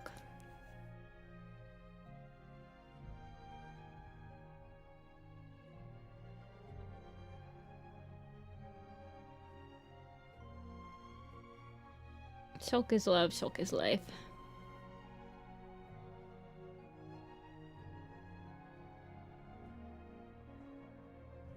OMG, do you do... I am one of the background layout workers. Yes, I do.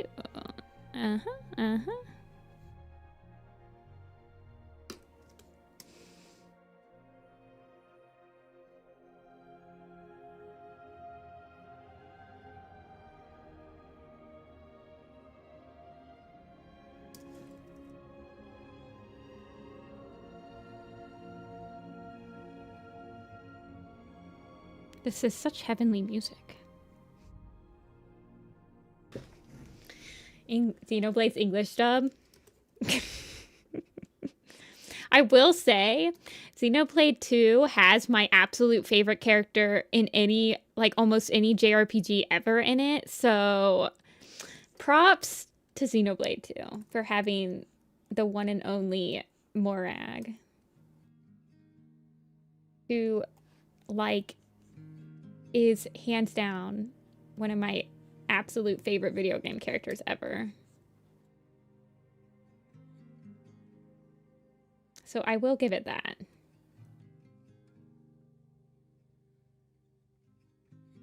I'm gonna make the bushes like a little bit darker than most of the grass, I think, just to give it a little bit more something. Who's my favorite villain for Warrior Cats? Animated? Yep, I am the assistant background director. I help on the style team, character model sheets, and character design.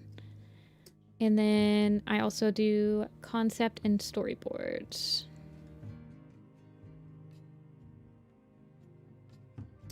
The grass in Warrior Cats Animated, when you're painting it, you also kind of have to think of these. It's the same sort of shape. Everywhere kind of utilizes the same shape in like this kind of petal leaf shape. The grass, in order to make it not too detailed, you kind of want to have these big swatches of the same color.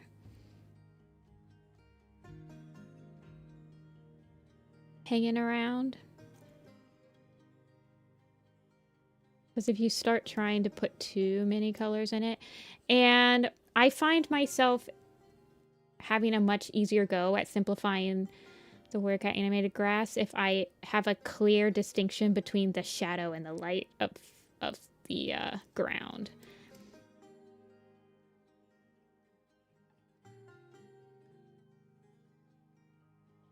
So sometimes you can utilize these like random grass lines. These are like the hardest things to get used to doing when you're doing the line art for layouts, are these random grass lines. Sometimes you can use them to kind of like judge where you think the shadow should start in a patch of grass, and then sometimes you cannot. Just depends. Just gotta feel it out, I guess.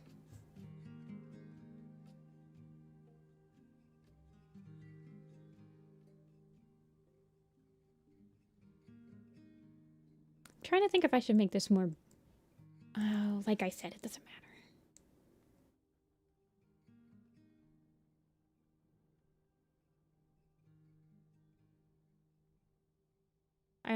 I don't understand how to write. I understand. It's a lot.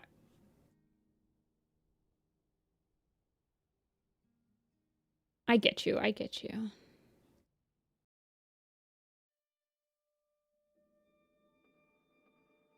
I like the Welsh cat girl. She's okay. Yeah, she is good.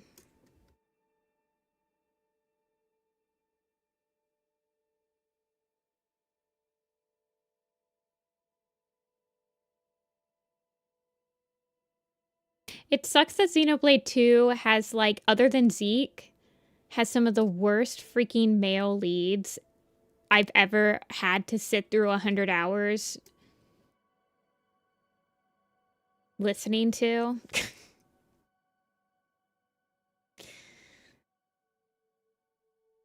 Because I feel like the girls are pretty okay in that game. I mean, it's still got, you know, anime type moments, but...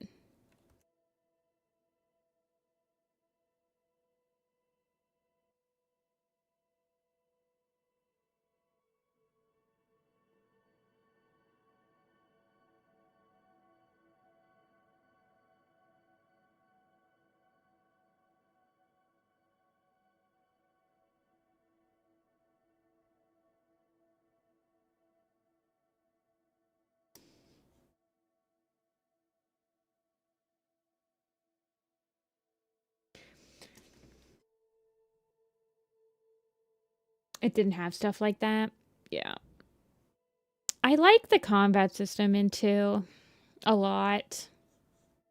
It's one of those games that has a really high learning curve for the combat, but once you understand the combat, it's so satisfying to like pull off things.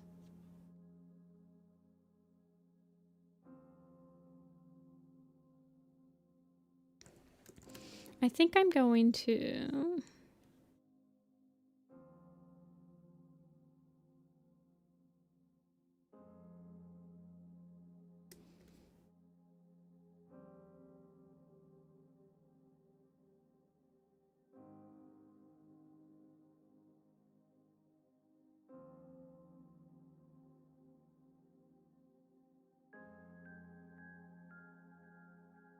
lower that.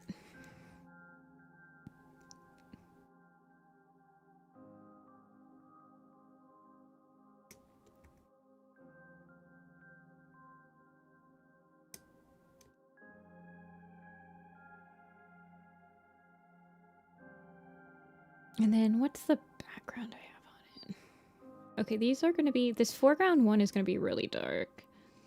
This one will be lighter.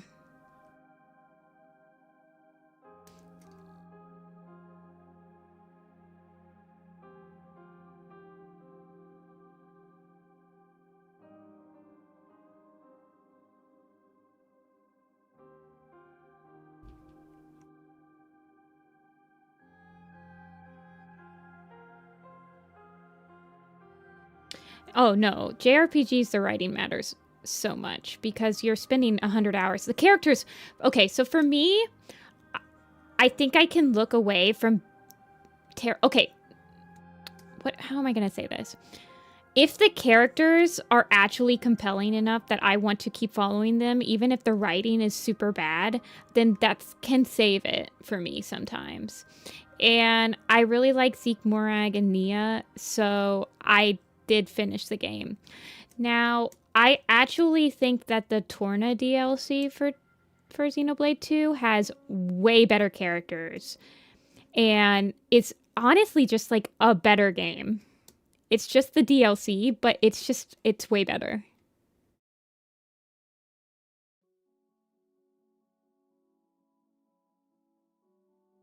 Turning Red? I don't know if I've seen that.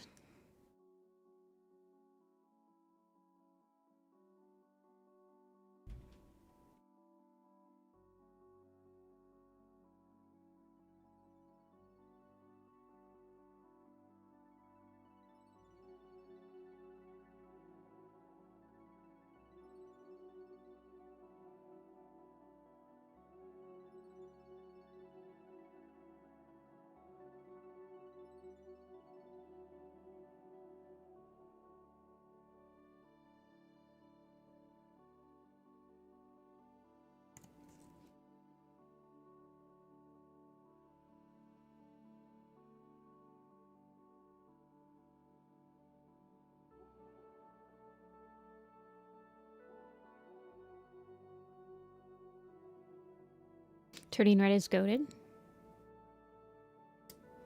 Interesting. I'm getting conflicting.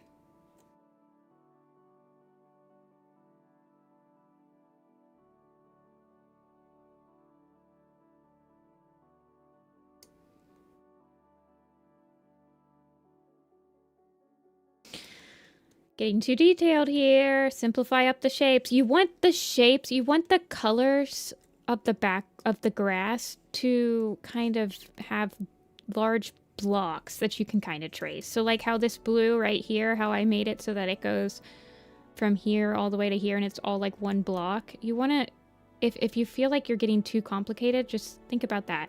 You can have large blocks of shapes of colors, but you can kind of serrate the edges to make them feel less weird.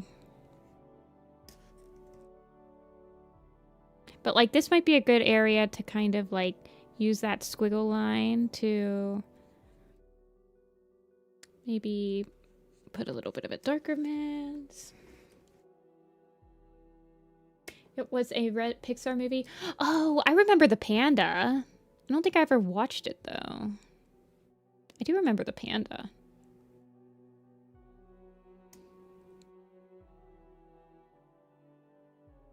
You don't have to clean up the lines too much. I just naturally clean up my lines a lot, but what am I? I'm 150% zoomed in. So sometimes I like to just work at 100% just to keep in mind, like, hey, this is how big it's gonna be on screen. But I usually try not to go up more than 200.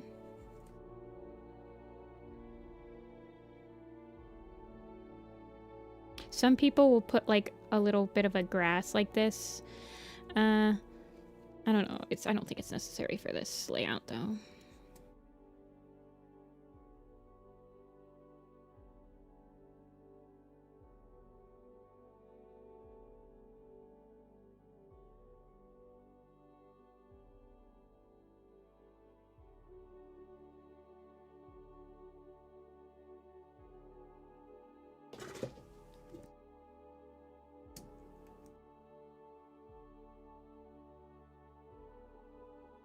Where's my lasso tool?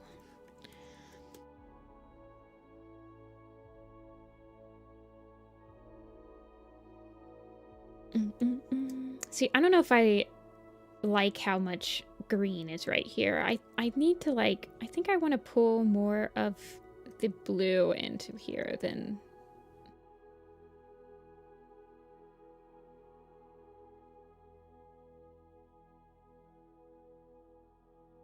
I am doing.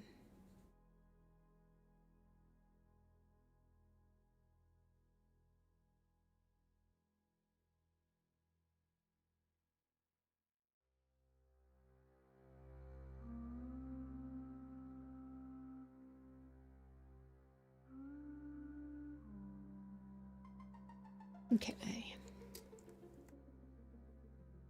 I also just feel like in general I might want to pull out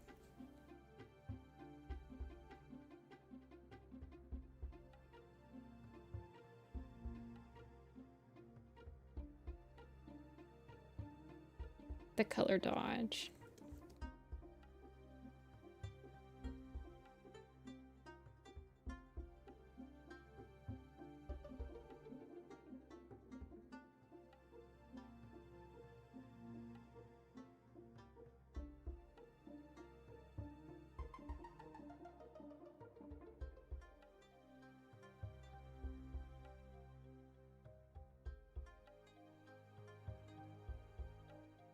Pommy really likes using the color dodge in Clip Studio. You don't have access to it in Photoshop, so I keep telling her, hey, stop, like, it's really hard to replicate when you use this in another program. But I try my darndest.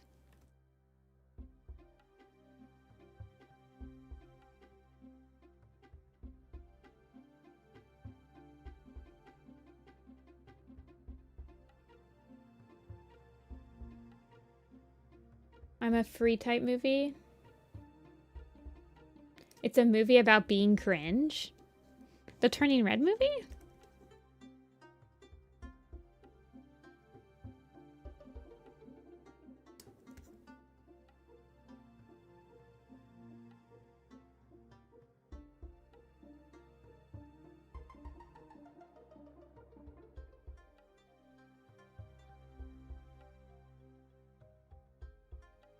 Let's see, merge that.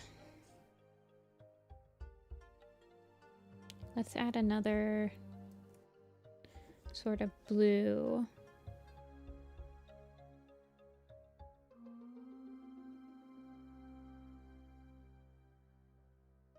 Soft. Maybe.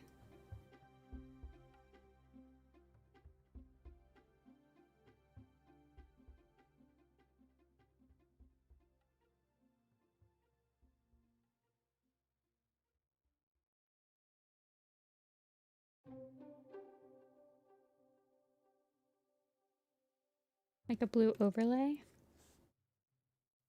Wonder if that will help with like kind of toning down the greens a little bit.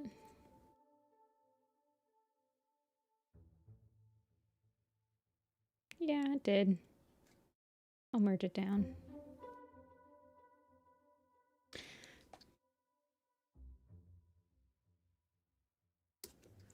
Hopelessly voting for RiverClan Lake Camp. Let's look. The Moonstone is winning.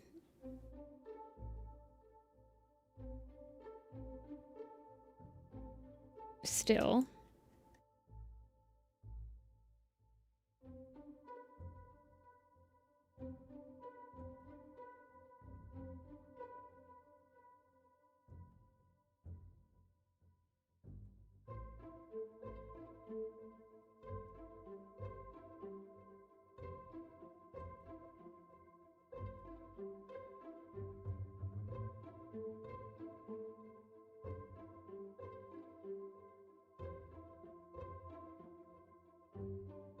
I think I want this to kind of extend out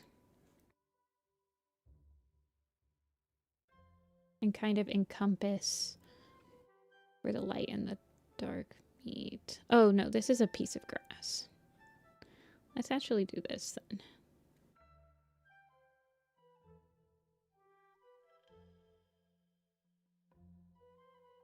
Don't foaming at the mouth for the thumbnails. Really? Y'all want it that bad?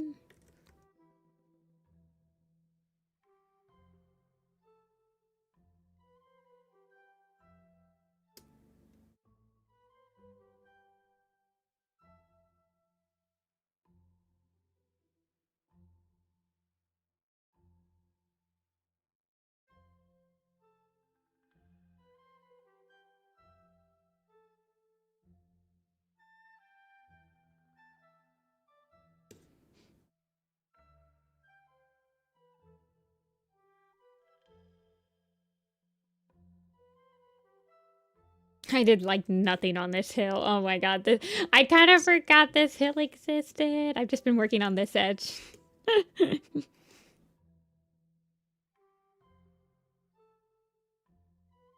I think that's probably enough for me today. My hand is hurting and it's 6 o'clock.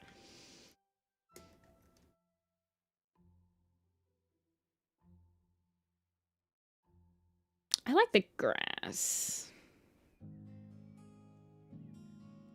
I'm not sure if I like how dark.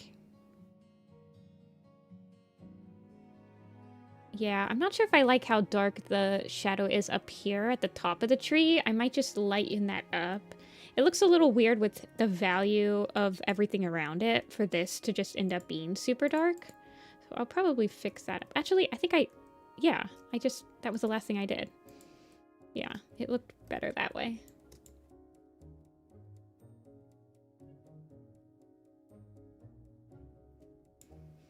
I don't know who came up with it because the director, the person that came up with the idea for Where Cats Animated, well, I will say like animating in general, Warrior Cats is not like a new style, but the person that started the Discord is no longer with the project. So I don't know. I don't know who started it. They were not there when I joined. The head director now is Toon. But yeah, I'm probably gonna call it here. It's gonna take a while to render, but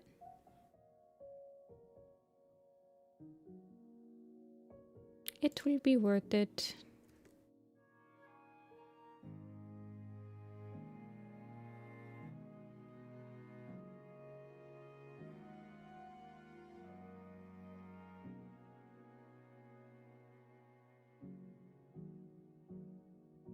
Me, I'll stop right here. Also me, just keep drawing, just keep drawing.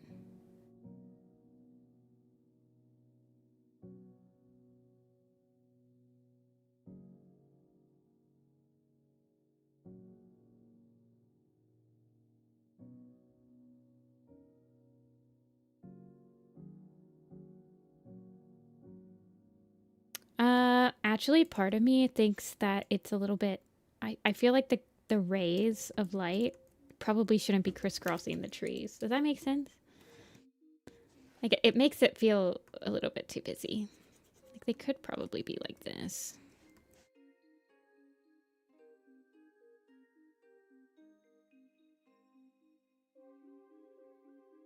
No, because then they just look in the background. I don't know. They probably aren't even necessary.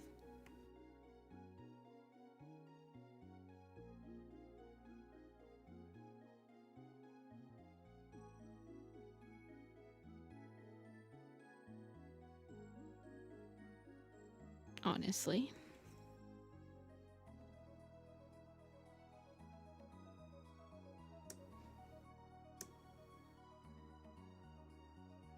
Oh well.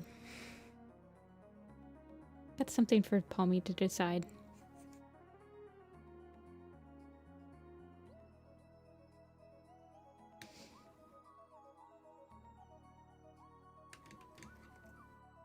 I think that they're probably not necessary, I'm not gonna lie.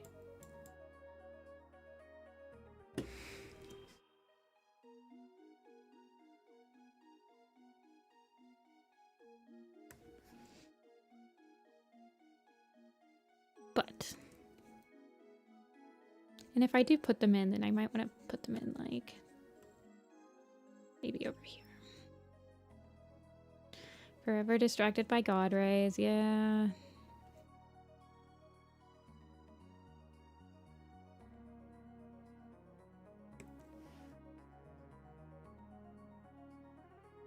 Yeah, they look better just, like, kind of following the trees all pointing that way. God rats.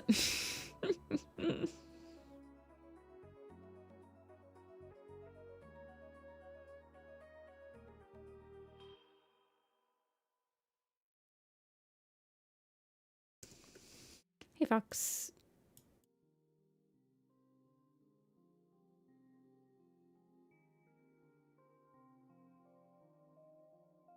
Yay, you made your persona artwork. Congrats, congrats.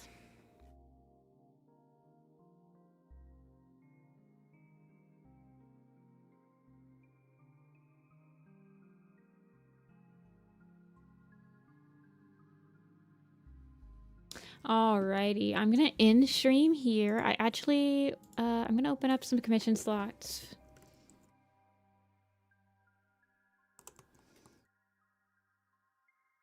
Actually, I think this week I'm gonna try to open up some slots via Tumblr.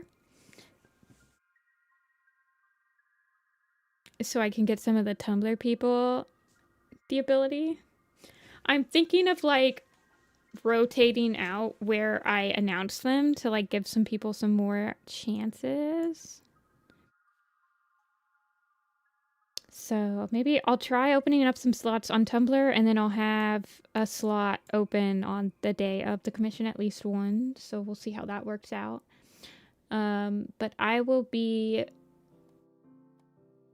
back on Sunday doing the commission stream, and then on Tuesday, I don't know what I'm gonna be doing. I'll probably be doing a workout animated thing. I'm trying to get as much... Like, I'm trying to stream that for people that are, like, trying to apply, just to give them, like, more of an example of somebody on the team painting, in case that is helpful to you. But I will see you guys all then, if you guys want to. After that Tuesday stream, I will not be streaming on Thursday, Sunday, or the next Tuesday. I will be out of town, so I will see you guys on Sunday or Tuesday. Thank you guys so much for watching, and I will see you guys later. Bye.